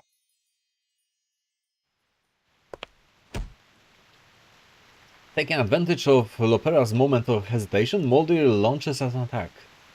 That's not how it happened from our perspective, but sure. As they wrestle, Lopera pulls the trigger, the bullet shooting into the sky and startling a flock of birds. Finally, Moldir wrestles the gun from Lopera's hand and knocks her to the ground. She lies there, winded and in pain. Pa, why is he doing this? The pain is the least of her problems. She simply can't understand how things have ended up this way. For the good of us all, Pera. Consider your mission complete. I'll take over from here. Thank you for your service, Comrade Lopera. Several Xeno soldiers returning from the sweep of the manor arrive at the lieutenant's side. Because if he were to buy a car, he would probably buy a monster truck? I don't get it.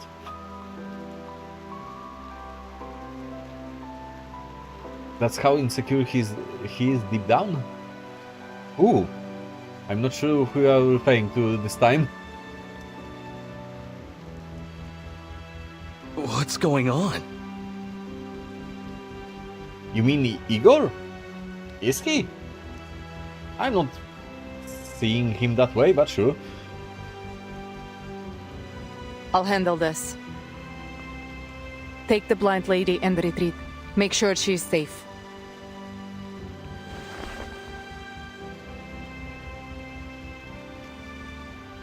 Characters like those can stand to be wrong and not to be obeyed?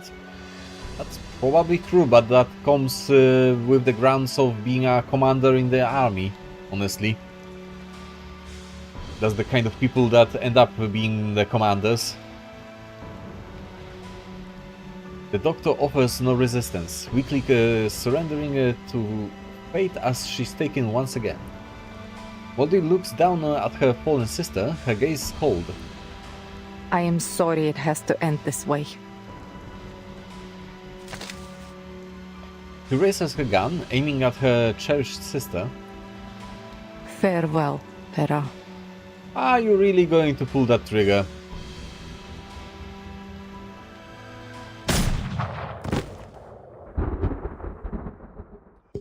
The rain grows heavier, Lopera's soaked body lies in the mud. Did she actually shot her?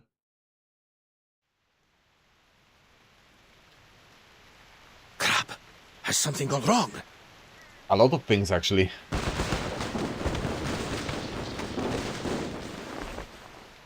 Wait a minute. What's going on here? He pauses at the echoing of the gunshots and scans his surroundings. Xeno soldiers. What are they doing here?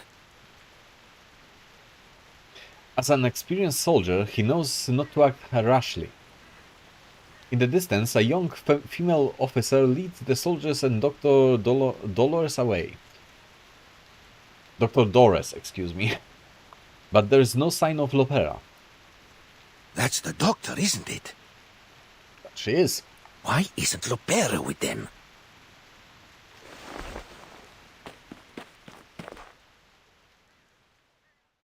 Duncan cautiously makes his way to the chapel to search for her. The rain comes and goes. Tranquilizer bullet. Ah, there we go. So she shot a non-lethal bullet at her. Just incapacitated her. I see. That makes sense. As the effects of the tranquilizer wears off, Lopera can feel her soaked clothes sticking to her. She sees the tracker button. It's been destroyed. Moldy's bullet must have smashed it. It's shattered. Moldy's aim is as sharp as hers. They truly are sisters. She grips the fragments in her palm, trying in vain to piece them back together. But the rain washes them away. First her biological father, now her adoptive one. Betrayal, rejection. How long have you been planning this? Right. There's no answer save for a crash of thunder. She has no one but herself. Am I really the only one who knew nothing about it? Apparently so. Did her siblings know? Did everyone else in her family know? Was I ever actually accepted into this family? I think the answer is no, because you weren't the one to blindly follow orders. The bitter thought burns in her chest like a fire.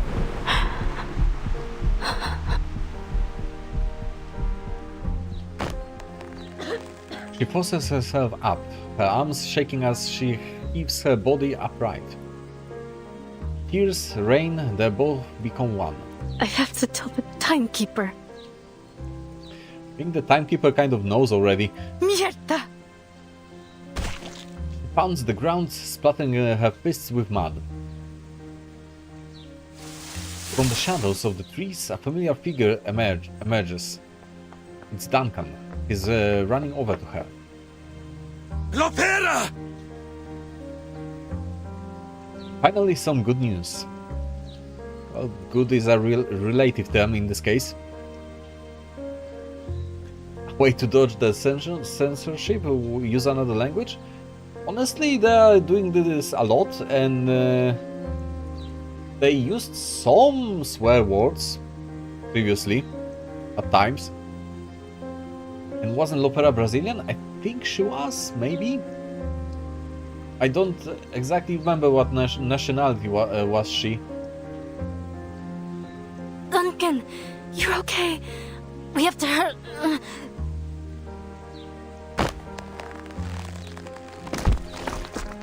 She tries to stand, but her legs give away. And she collapses again. What happened? Why did your men leave you here all alone? I mean, we are currently in Brazil, if I'm not mistaken, but she's not from here. So she's not Brazilian, I think. Let me check something. Yeah, Sao Paulo is in Brazil, but she's not a local. So she is not Brazilian herself.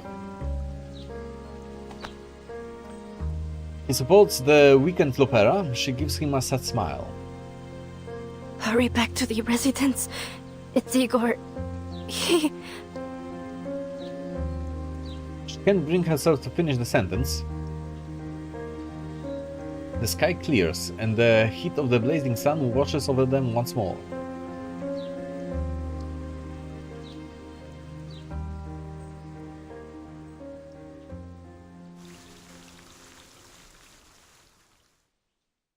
Okay, another part done.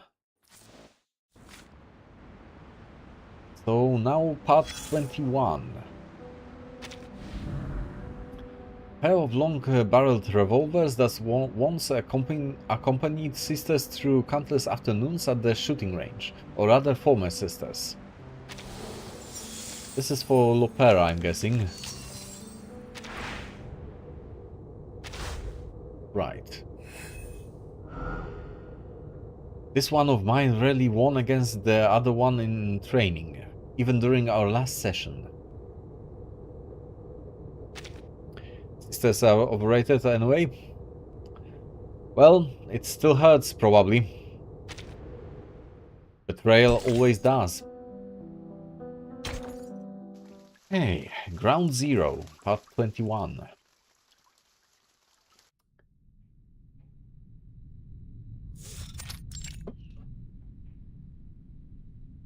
Nala's tears have dried up. Lilia looks around and frowns. I guess you haven't had an easy time either. Not exactly, no. Rain and blood. I have bad news. Igor's just started a rebellion. Yeah, we've noticed. Huh? Lilia strides forward. He's got an army. What's the situation at their base? Dire. Not good. There was fighting and bloodshed. Lots of it. The rebels must have won. She takes a long swig of liquor in an attempt to steady her emotions. Those traitorous bastards. What about Lopera? Did she defect too? Not exactly. All I know is that she was sent to the Colonel's manor earlier. But why would Igor... If Lopera's also joined the rebellion? Wasn't expected. The old fart set us up. That he did. A burly figure appears in the entrance to the veteran's residence. It's Duncan. Lopera slung on his back. She's injured! Mr. Carson? Now she's calling him that? It's Duncan, kid. But that's not important. Lopera needs medical attention. Ah, right, because the timekeeper didn't meet Duncan yet. So she probably would recognize his face, and that's it. I'm fine. Damn you, Igor. Waking up from her deep slumber, White Rum looks around to see the courtyard in disarray and an injured Lopera. As Duncan gently places Lopera on a chair, she races up to her. Oh, my darling little buccaneer. Who did this to you? Lopera, could you tell us what happened? Bloody and dirty, yes, but her injuries aren't serious. She only has a few scrapes and bruises. However, her eyes are swollen as if she's been just crying. Igor. He took Doris.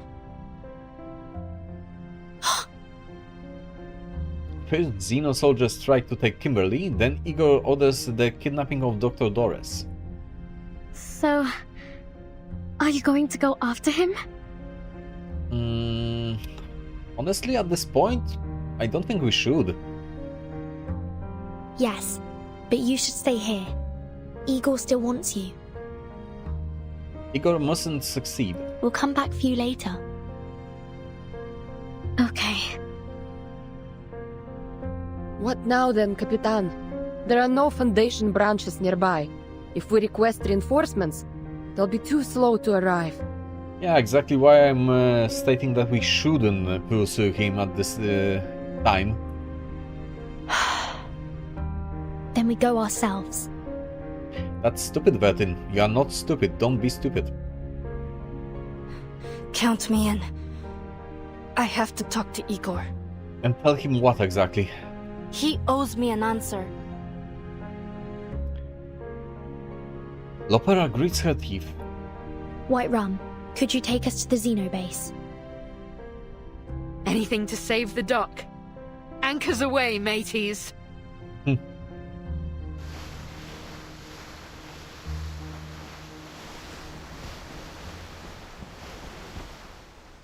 So we are going through water, apparently.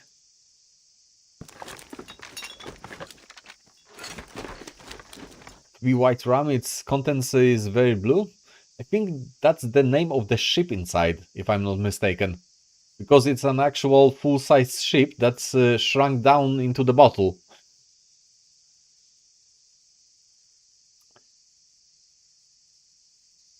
Back at the Xeno base, the rebels are organizing the final stages of the retreat. You screwed up. It's just a minor setback. Oh, he's still alive. Surprising. Father isn't happy. I bet he isn't. Look, I'll deal with her, okay? Next time, I'll... His defeat is a consequence of his own arrogance. It's a bitter pill to swallow. Is he ever happy though? I don't think I've seen Igor happy at all, even once. There won't be a next time. We can't just waltz into the Foundation and take her. Anyway, are the aircraft ready? Yeah. Father and the doctor will be boarding soon. Who is she anyway? I don't know. Her answer is honest. She rarely questions her father. Yeah, we've seen. Her duty is to obey and execute, while holding onto a sliver of her own sense of justice. Looks like Father hasn't told you everything either. Not surprising. You should never entrust all the pieces of a puzzle to a single hand. Huh? All this time with Father's made you quite enigmatic. There's a charm in mystery, you know. Around them, soldiers are busy transporting supplies and burning sensitive documents in fires. Are you not coming with us on the helicopter? Someone has to stay behind and organize the retreat. You go ahead with Father. I'll join you later. Even his name is not happy, you know, some egocentric megalomaniacs are very secret about any part of the plans and lives in general. Well, honestly, that's a pretty smart behavior. If you have a world domination plan, don't share it with everyone.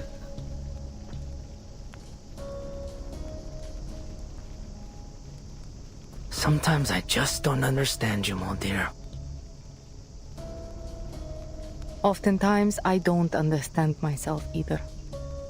Perhaps that's why Father always keeps me close.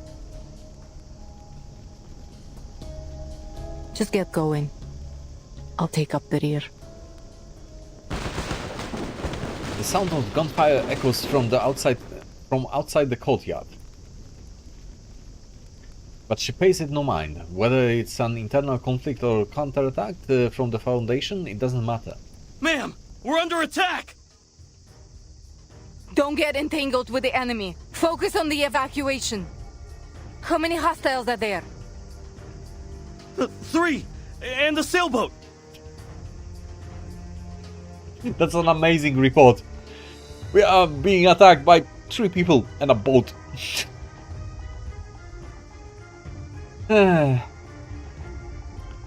I mean, even in Evil Within, the secret organization is so secret about that fort. What?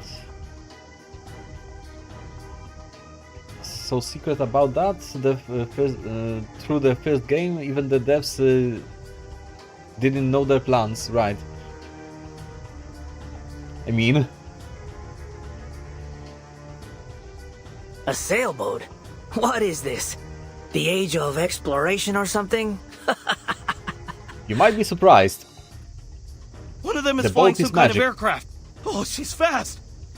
2 squads are currently engaged with her in Courtyard A2! That would be Lilia. So, you're just going to leave me here in San Paulo, huh?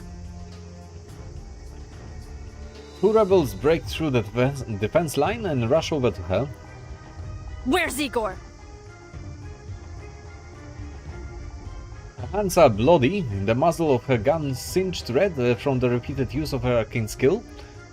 No sign of the Admiral, only the unwelcome sight of her older brother. You've grown taller since we last met, dear little sister. Shoot the guy. Do us and yourself a favor. There's a hint of malice in his voice. Whoa, whoa. Don't look at me like that. I don't care what you do. Come home or stay with the timekeeper. I won't stop you. Get out of my face. I think Lopera is choosing violence. She raises her rifle. The scene looks all too familiar. Time to execute another traitor. But someone steps in front of her. Molly. Miss Moldia. It's unfortunate that we have to meet again under these circumstances. We've simply chosen different paths, Timekeeper. I suppose the next time I see you will be in Antarctica. Telemi, go join Father. I can handle this. Are we going to kick Moldy's ass once again? Brother turns and leaves. Molly. Why? The remaining soldiers gather around the lieutenant, their weapons raised. Forgive me. I can't let you pass. You shall not pass and all that.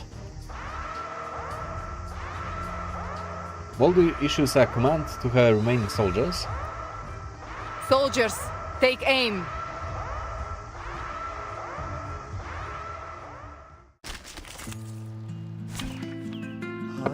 Okay, violence it is. Держись, Алия. Again, Moldy. Так ярко и тепло. I've got your back.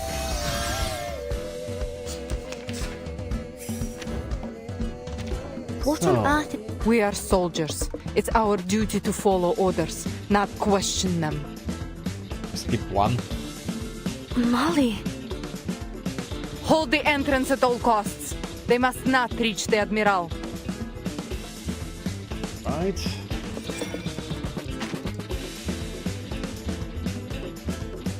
So, we have to use the precision mechanic again. Gotcha. Easy lah. Do it like this. Let me think on it.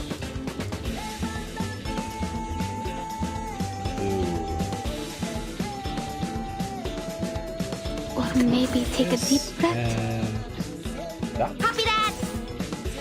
This should work, I think. Guys, Lily. Ah, what a bloom. Don't take it on Wait, step. that didn't count as a precision strike? Thunder Talisman, scientific version. Ah, they didn't have the outlines, right. Never mind. Still don't get how it works sometimes. Okay.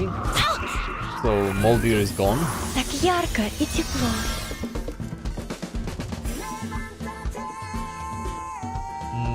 We can delete this one with...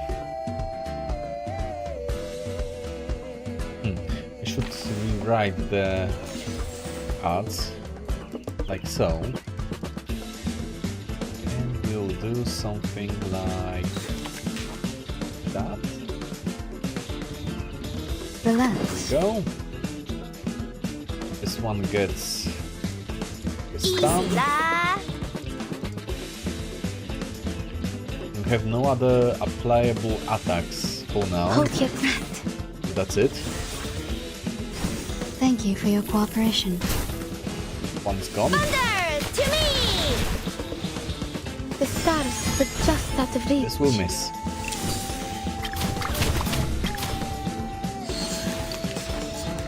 I'm impressed. Got your back. Now we can cook him. They are just wasting our time. Copy that! Or maybe take a deep breath. Hold your breath. Easy lah.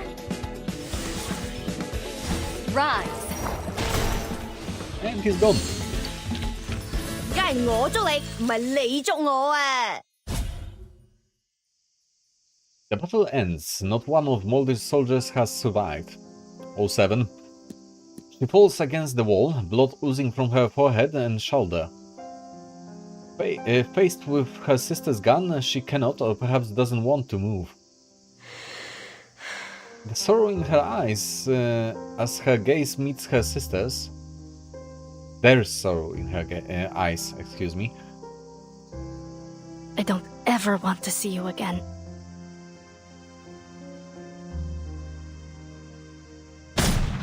As the bullet casing falls to the ground, so too does a tear. Did she actually shoot her? Igor's escape.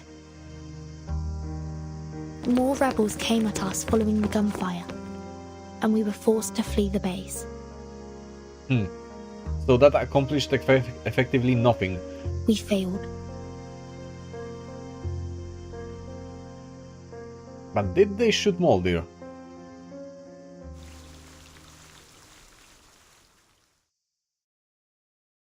I don't think Molly will do this.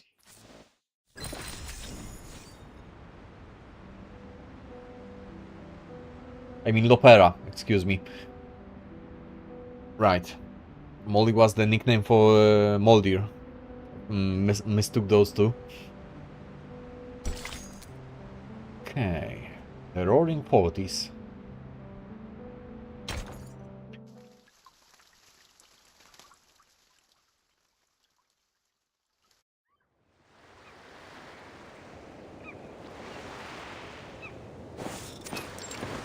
Lift up Tierra del Fuego. You made the right choice. We simply followed their guidance, Preacher. Unfortunately, we failed to bring the succubus. But I did bring you this, and Miss Earth as well. So that doctor is the Earth that we were seeking. Oh, so Sophia is now named the Preacher. No, Admiral. Not you.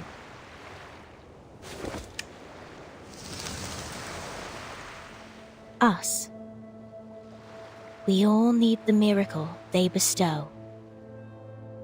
My men will not wear the masks, nor will they take the trials. I've seen that relic somewhere. Yes, it was shown to us to be held by Igor in the previous stream at the start of this chapter. And yeah, it looks like dust because it effectively is. It's not specifically said, but I think it's implied that those are the ashes of Arcana back from when she was bombed. I think. So it's Arcana in dust form. We need no trials to test the loyalty of my children, Preacher. And for now, Miss Earth will stay under my protection. So he's kind of sort of allied to the Manus Vindictae, but not really joining them. As you wish. The Preacher agrees to all of the Admiral's requests. It doesn't matter. None of it matters. He looks southward across the sea. Until next time, Admiral. The Preacher takes the relic left by the Mother of Resurrection and bids farewell to the Admiral.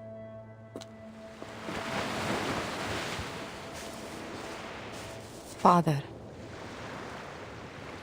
I shot at Lopera. Okay, so Moldy is alive. Shooting is one thing, whether the bullet hits the heart or the ground is another. To Admiral, however, it is unimportant. I have to be honest, Father. I don't fully agree with your decision. At least not on a personal level. You are entitled to your opinion, Lieutenant. But I don't need your approval. Only obedience. I understand. You only need my obedience. Exactly. Precisely. Had you anticipated that Lopera wouldn't come with us? I think he did. She is inconsequential. She helped us retrieve Earth from that Brotherhood farce. That's all I needed from her. What was really the point of that? Isn't the Brotherhood effectively a puppet of Manus Vindictae to begin with? Couldn't they just ask? He doesn't like her because she doesn't obey? Yeah, exactly. But the Brotherhood, with all due respect, Admiral, I've heard they have connections with our friends at Manus Vindictae. Exactly my point. She finds it hard to call those they once fought against friends. Treason is a stain not easily washed clean.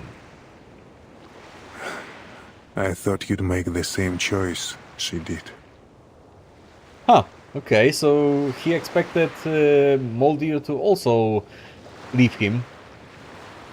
No, I will always follow you, Father. That's almost sad in a sense. Just let her be. A lone seagull glides across the sky, calling out as it flies to the warm north. Igor pats his daughter on the shoulder. Now, bring me Dr. Doris.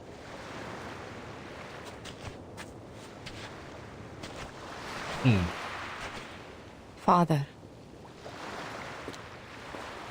She dutifully leads the doctor to her father and leaves the two alone. I don't know you, sir. You must have mistaken me for someone else. No, I couldn't possibly mistake you. Old friend. Do they know each other? In the last days before the millennium, we fought side by side. Memories flood the weathered halls of the old admiral's mind. In hindsight, that battle may have been a mistake. The storm swept across the world, leaving behind an era of chaos, and we lost our future. The Admiral has never been fearful of sacrifice, especially when it has served the grander goal. But now, another path lies before us, one that we once fought desperately against. A path paved by Arcana. A path leading to a world free of conflict. I do know about that path. My old friend. Sadly, she cannot comprehend even a fragment of these words. She's simply Dr. Doris, nothing more. That marble chair the Foundation gave you. What's the secret behind it? What happened to you after you pressed that button? Nothing. Do you remember what happened after you walked into that white house? I'm sorry. I don't know anything about that. She's stubborn, but answers honestly. The old Admiral sighs and pulls a stack of UTTU magazines from his coat. They were not for his own reading. My dear Miss Earth, your name continues to show up between the occurrences of the storm. I don't know what you've encountered, what you've experienced in all this time. But your very existence is about to change the fate of us all.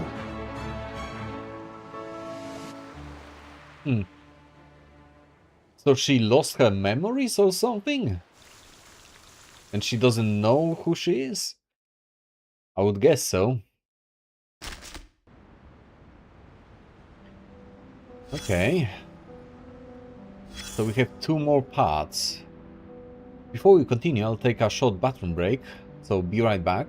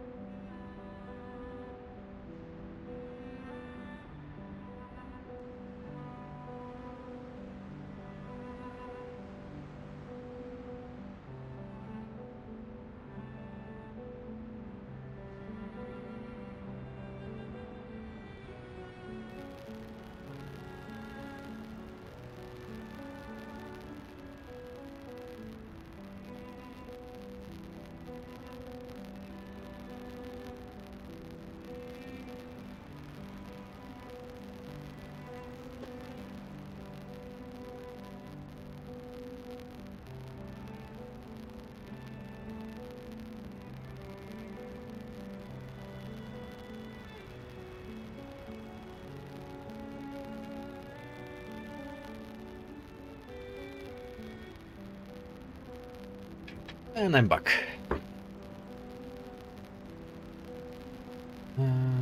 Orky encountered her future self? Oddly enough, I don't think that's possible, because as far as we've seen in Reverse 1999, even when you are hitching a ride with the Storm, you cannot encounter your younger selves or copies of other people. Oddly enough. I don't know how it's supposed to work, but we haven't seen anyone being shown as the younger versions in any scenario. At least not yet.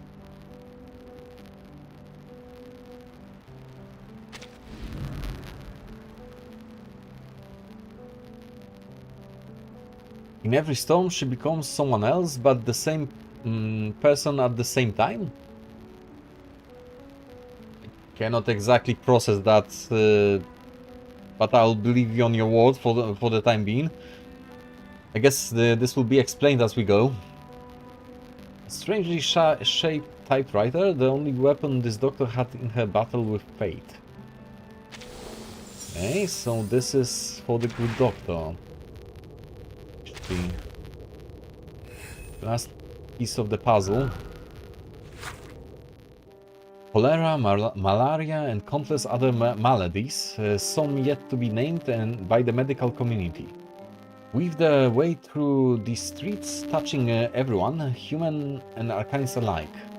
The rampant spread of disease serves as a stark reminder, in the face of death we are all the same.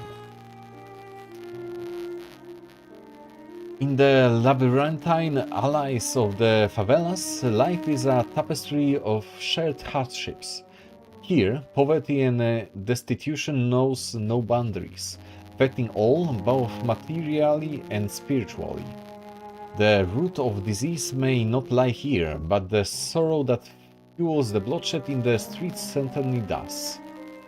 People are divided by wealth, poverty, not by the extreme claims that all arcanist suffering is caused by humans. Illnesses strike both arcanists and humans, just as hunger, violence, and the ignominy of enslavement and are indiscriminately imposed on everyone. The authorities turn a blind eye to the spreading racial hatred, while the Apostles' Brotherhood fans the flames under the nose of the sleeping watchdogs. Depending on this tragic divide to recruit followers, gangs, like parasitic vines, thrive on the misfortune of the favelas, waging endless turf wars where crime is as common as breathing. So that's our long one. Whew. Is there static in your mic or is it just me? Is there? Can you hear anything when I'm not speaking? Could be just that I have it positioned wrong relatively to myself. Let me readjust. How about now? Is it any better? Maybe it will be fine now. Hopefully. Maybe I was speaking too close to the mic. The residents of the favelas are both passionate and frugal.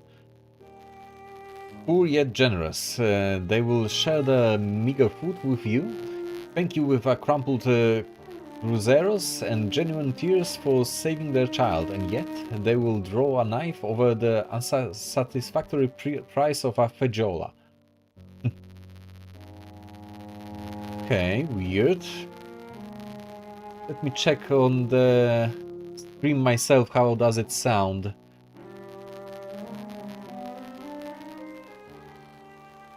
Yeah, there is static. I can hear it.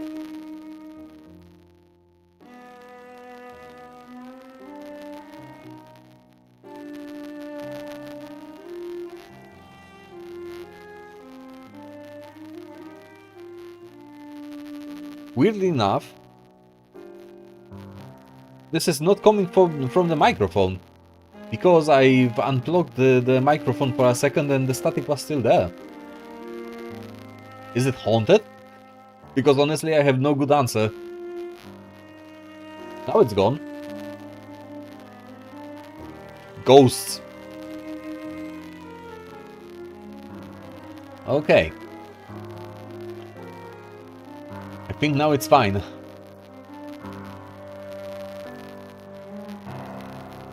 No, wait. I can hear it again. What the hell? Give me a second.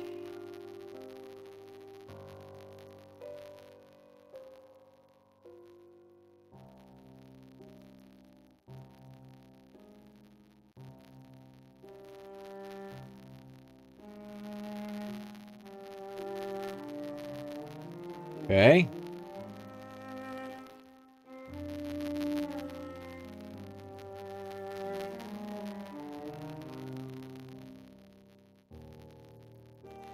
Test.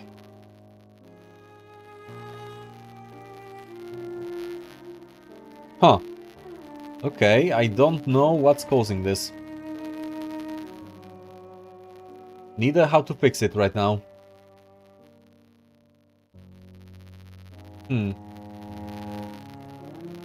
Let me check something else. I'll exit from here.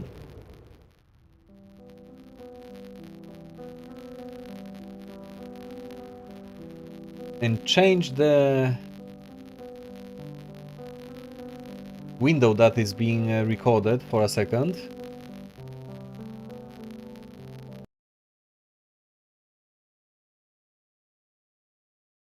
How about now? Does it still happen or not? Okay, so surprisingly, I don't think this is caused by the microphone.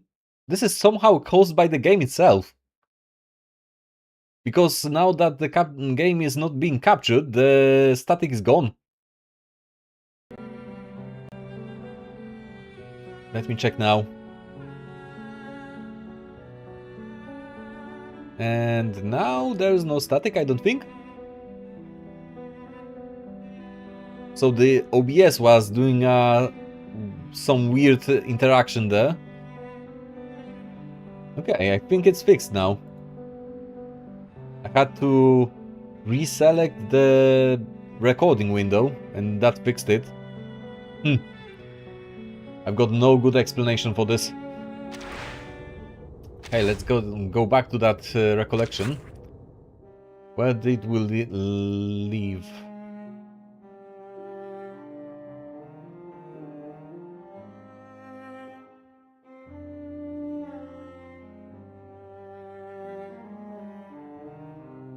Residents of the favelas are both passionate and frugal, poor yet generous. They will share their meager food with you, thank you with crumpled cruzeros and genuine tears of for saving their child, and yet they will draw a knife over the unsatisfactory price of a fajola. A person's death merely adds another silent corpse to the river, and sometimes even the deceased family remains indifferent. Retired Xeno soldiers conduct the charity work here, seeking alternatives to gang life for the youth. Sports fields, the military labor cooperatives, no matter what, this is land full of vitality. Despite the spread of crime, like the ever-flowing river beside them, their lives continue. Let me pour myself a drink, 1 second.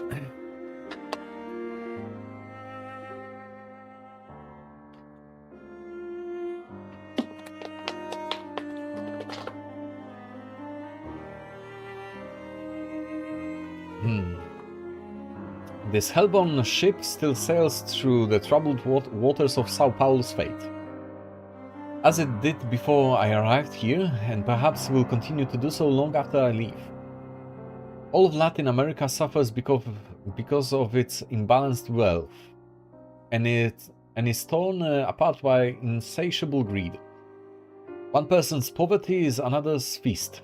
Suffering nourishes happiness like the two banks of a river clearly divided. Dear reader, this is a land I currently inhabit, friend from afar. So this is like another article that she wrote at some point. Kind of, sort of.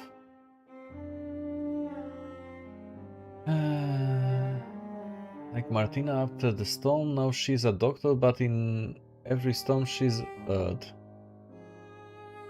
I'll be honest with you, I don't yet get it, but I'll let the game explain it with time.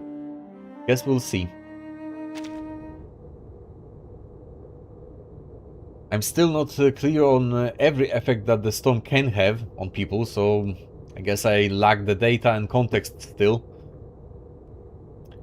But what I do not lack the context for is that static, because that happened before in Resident Evil playthrough at some point, and I still don't know what's causing it exactly. Apparently reselecting the game fixes it, but I still don't know what's the cause behind it.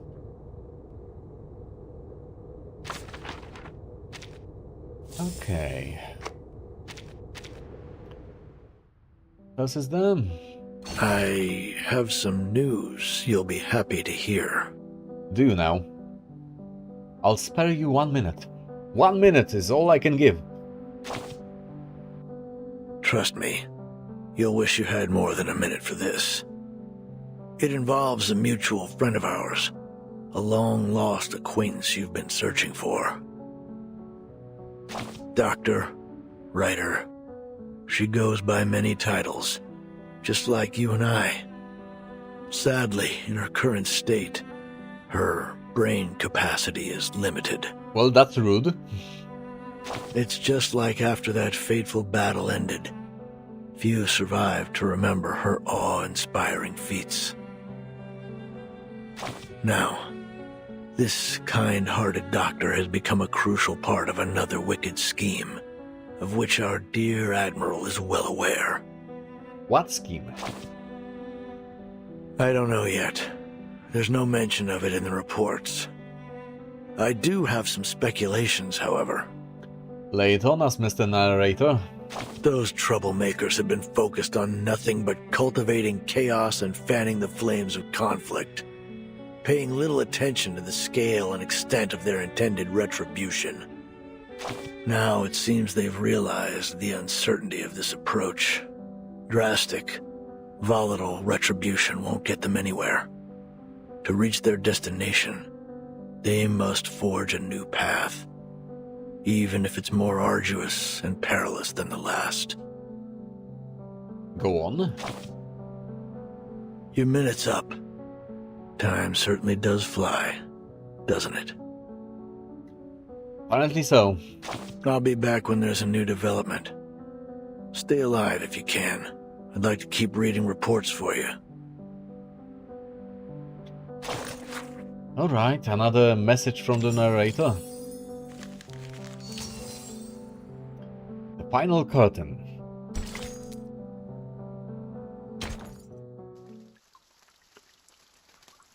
What do we have here?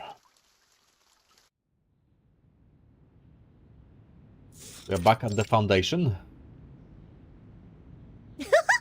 I never knew that so many people lived on the river. I saw them tie plastic bottles to planks to make a bridge. And then they crossed the river as if they were walking on a row of puff-puff fish. Sotheby's sheltered life has given her a few chances to witness the struggles of those on the verge of hunger. But ever since she came to consciousness on the water's edge, that same question has lingered in her heart. She restrains herself from voicing it. Duncan's well known in the favela. Everyone keeps telling her, yes, that old man is Duncan from the veterans' residence. It's like she's trapped in some kind of dream. I know what you're thinking, little lady. But I am Duncan. My ID card, my military record, my medals. They all prove it. As for your friend, Mr. Carson, listen, I know it's hard, but at some point we have to move on. True. Thank you for the advice. It's just... You can cope only for so long. Pardon me.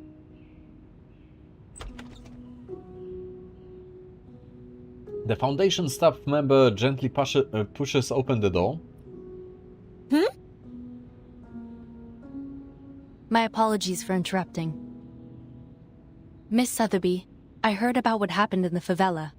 Thanks to your efforts, Zeno has been able to recruit a new group of spirited youths. The staff member then turns to Mr. Duncan. Sotheby gives a proud nod.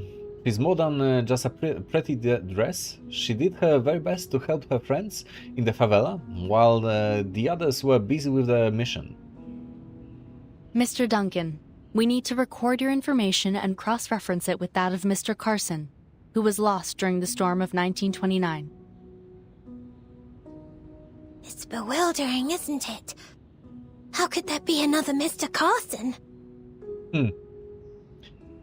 Now that I'm thinking about it, maybe there is something to it. Maybe, like with that Earth person, that woman, the storm can actually spit out the people that it erased, just in a different form, in a different role. Maybe the people who were lost in the storm aren't exactly lost forever. I guess we'll see. 1929? A fervent era filled with ambition, dreams and madness. Please come with me, Mr. Duncan. It won't take long. After that, you'll need to initiate the procedures for your re-enlistment in the Zeno Arms Academy. While the said procedures are underway, the rehab center will take care of the injuries you sustained in Sao Paulo. Welcome back to our cause. He's being re-recruited, apparently.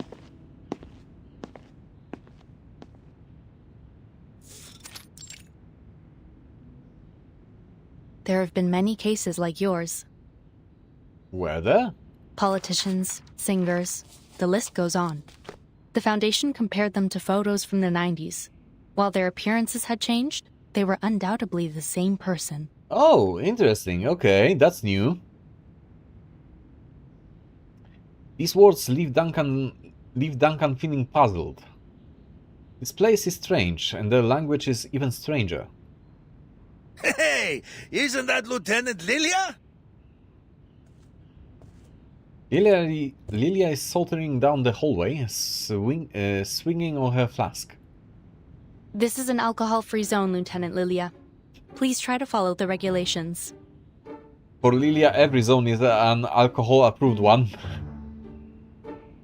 Oh, did I just wander into another dry zone? Great. So many rules and regulations. Oh, how boring. Has Lopera arrived? She's in her room right now. Wurtzen managed to secure her some rest time before her interrogation. Poor girl. Honestly, no one deserves to go through what she has.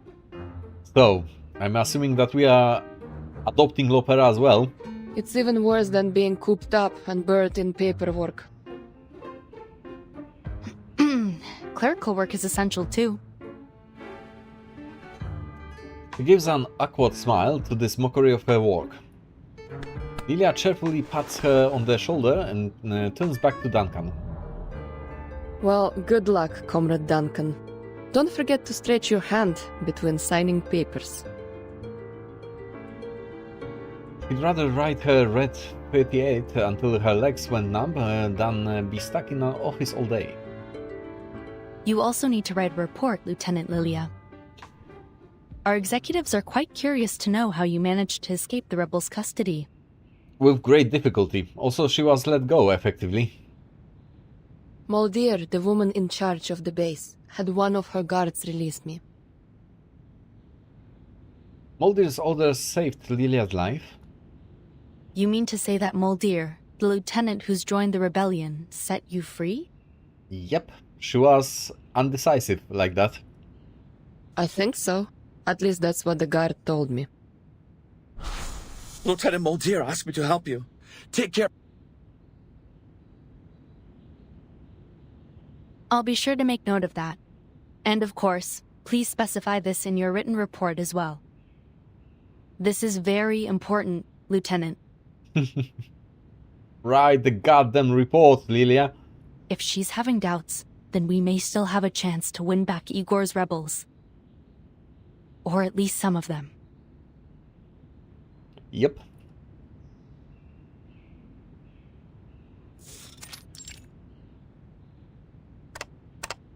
Vice President Konstantin makes a long overdue call with Pax House.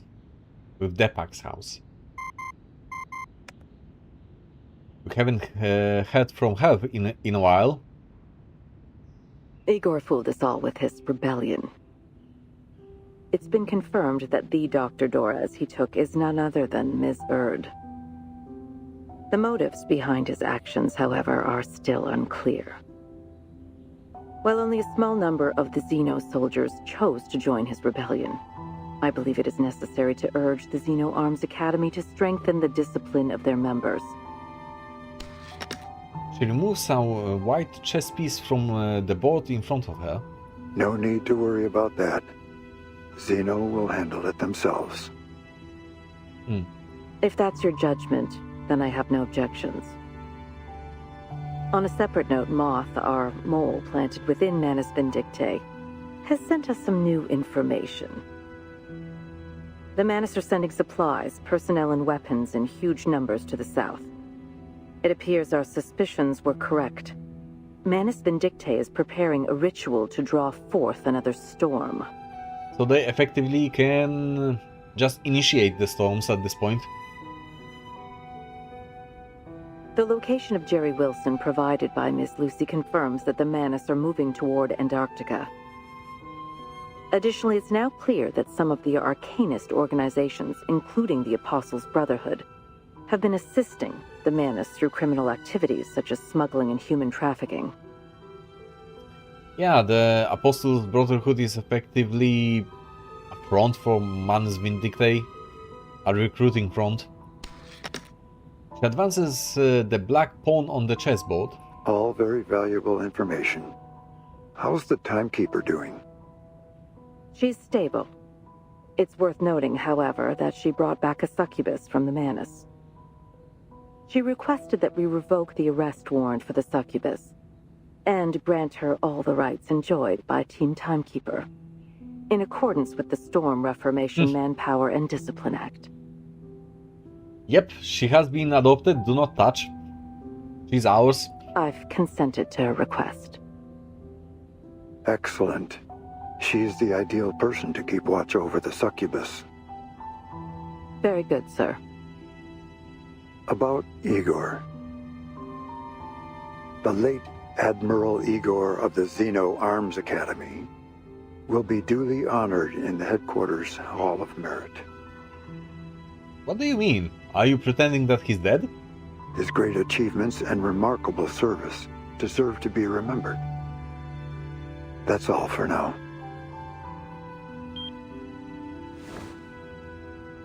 Interesting. The Admiral's betrayal has already cast a lasting shadow over the optimistic 90s. But the news that, even after losing their leader, the Manus are gathering once again is even more worrying. Burton. What do you want from us? The hell are we supposed to do?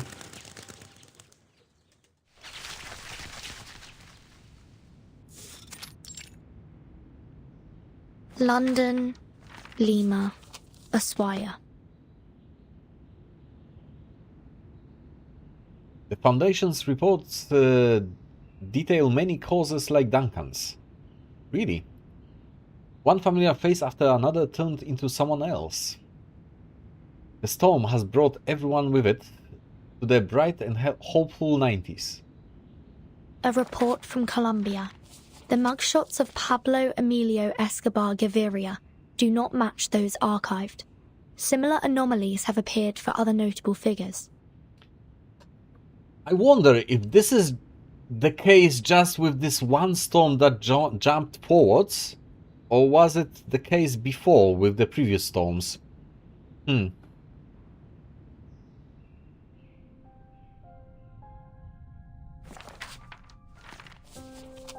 There are many such cases, but the most pressing issue now is Igor's actions. Why did Igor abduct Miss Heard? Because she's presumably important somehow. And why does he want Kimberly? That I have no idea. One question leads to another, but the answer remains a mystery. Well, beyond just the pull factor of having a succubus on your side, I don't see the point. And where are Igor and his army going? Why did they defect? It's a maze of questions and clues. And there's no waxwing to peer over its walls, and no thread to guide the way out. Mr. Carson, who was reversed by the storm of 1929, has somehow reappeared in 1990.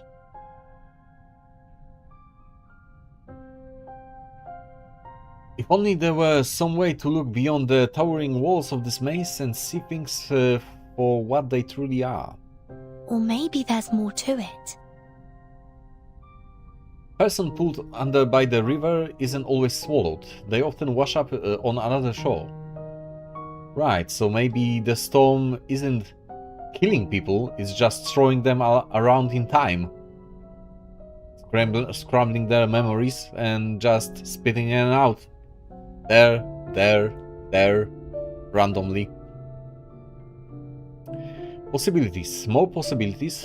Crows gather and drive away the doves, and by the dry, decaying fountain, and they peck at the rainwater. Could it be that?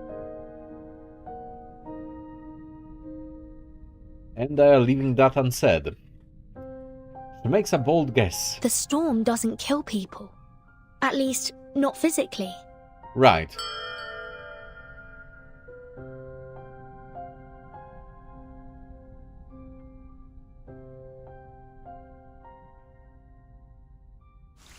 It's kind of like a whirlpool. Just throws things around. But in time. Interesting.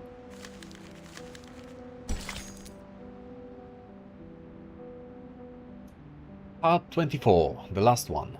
Monologues. So we are finishing the chapter after all.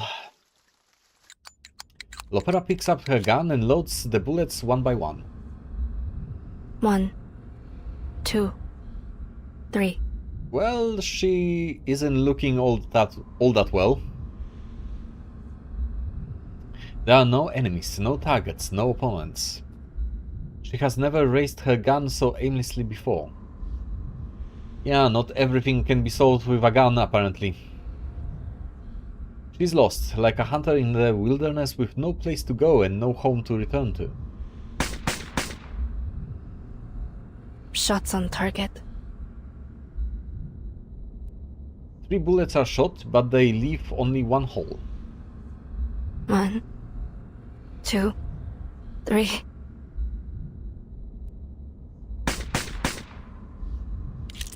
Empty shells fall, bullets are reloaded. 1, 2, 3.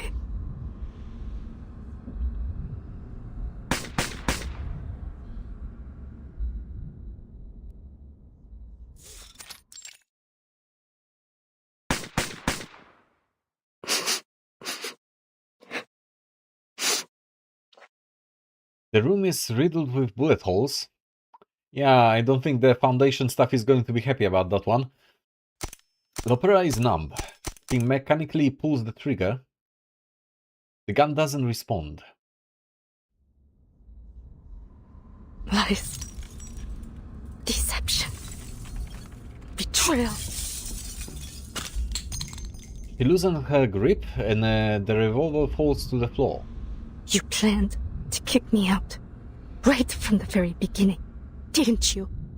Probably from the point when he realized that you don't follow orders blindly. A plan that never included her. Or did you never even trust me in the first place? Was this all some kind of game to you? Molly?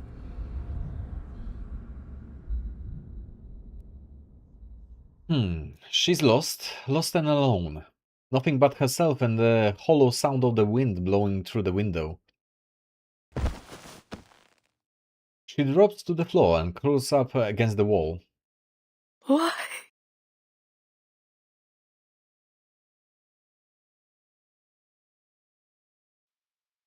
At the same crossroad, when the warm days grow cold, leaves are falling down to the ground. Fire can't burn down. I passed into ashes by now. In the melancholy tropic, we say goodbye. I see whispers in your eyes. In the melancholy tropic, we kiss goodbye. You will find someone in your life. You will find the love of your life. It's interesting because from what I've heard, the voice actors for the characters themselves are singing the songs in this game. So it's quite impressive, honestly, that they found people both as good voice actors and as good singers for the role. Okay, so that's the main part of the chapter done, apparently. There's something left there.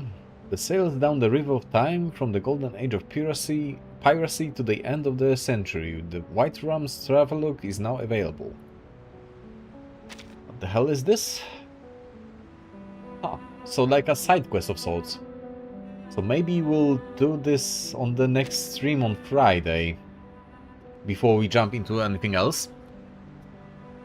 We'll also go through those last bits of lore over there. Or maybe I'll just click through them now. I still have a little bit of time left. Its owner has yet to come with a more ingenious way to win, but at least it provided a little thrill whenever her trick worked. Okay. So this is for whom? Ah, for Lopera.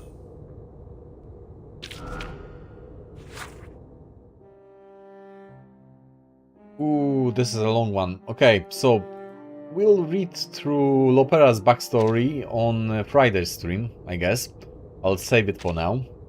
Remind me if I forget, please. I'll try to not forget about it. We'll dig through these on Friday, after all. For now, thank you for watching. I'll be taking a break till 7 PM, I think. The time zone is GMT +1 as per usual. So, more or less an hour.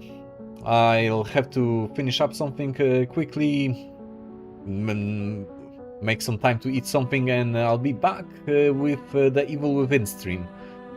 The Evil Within 2, to be specific.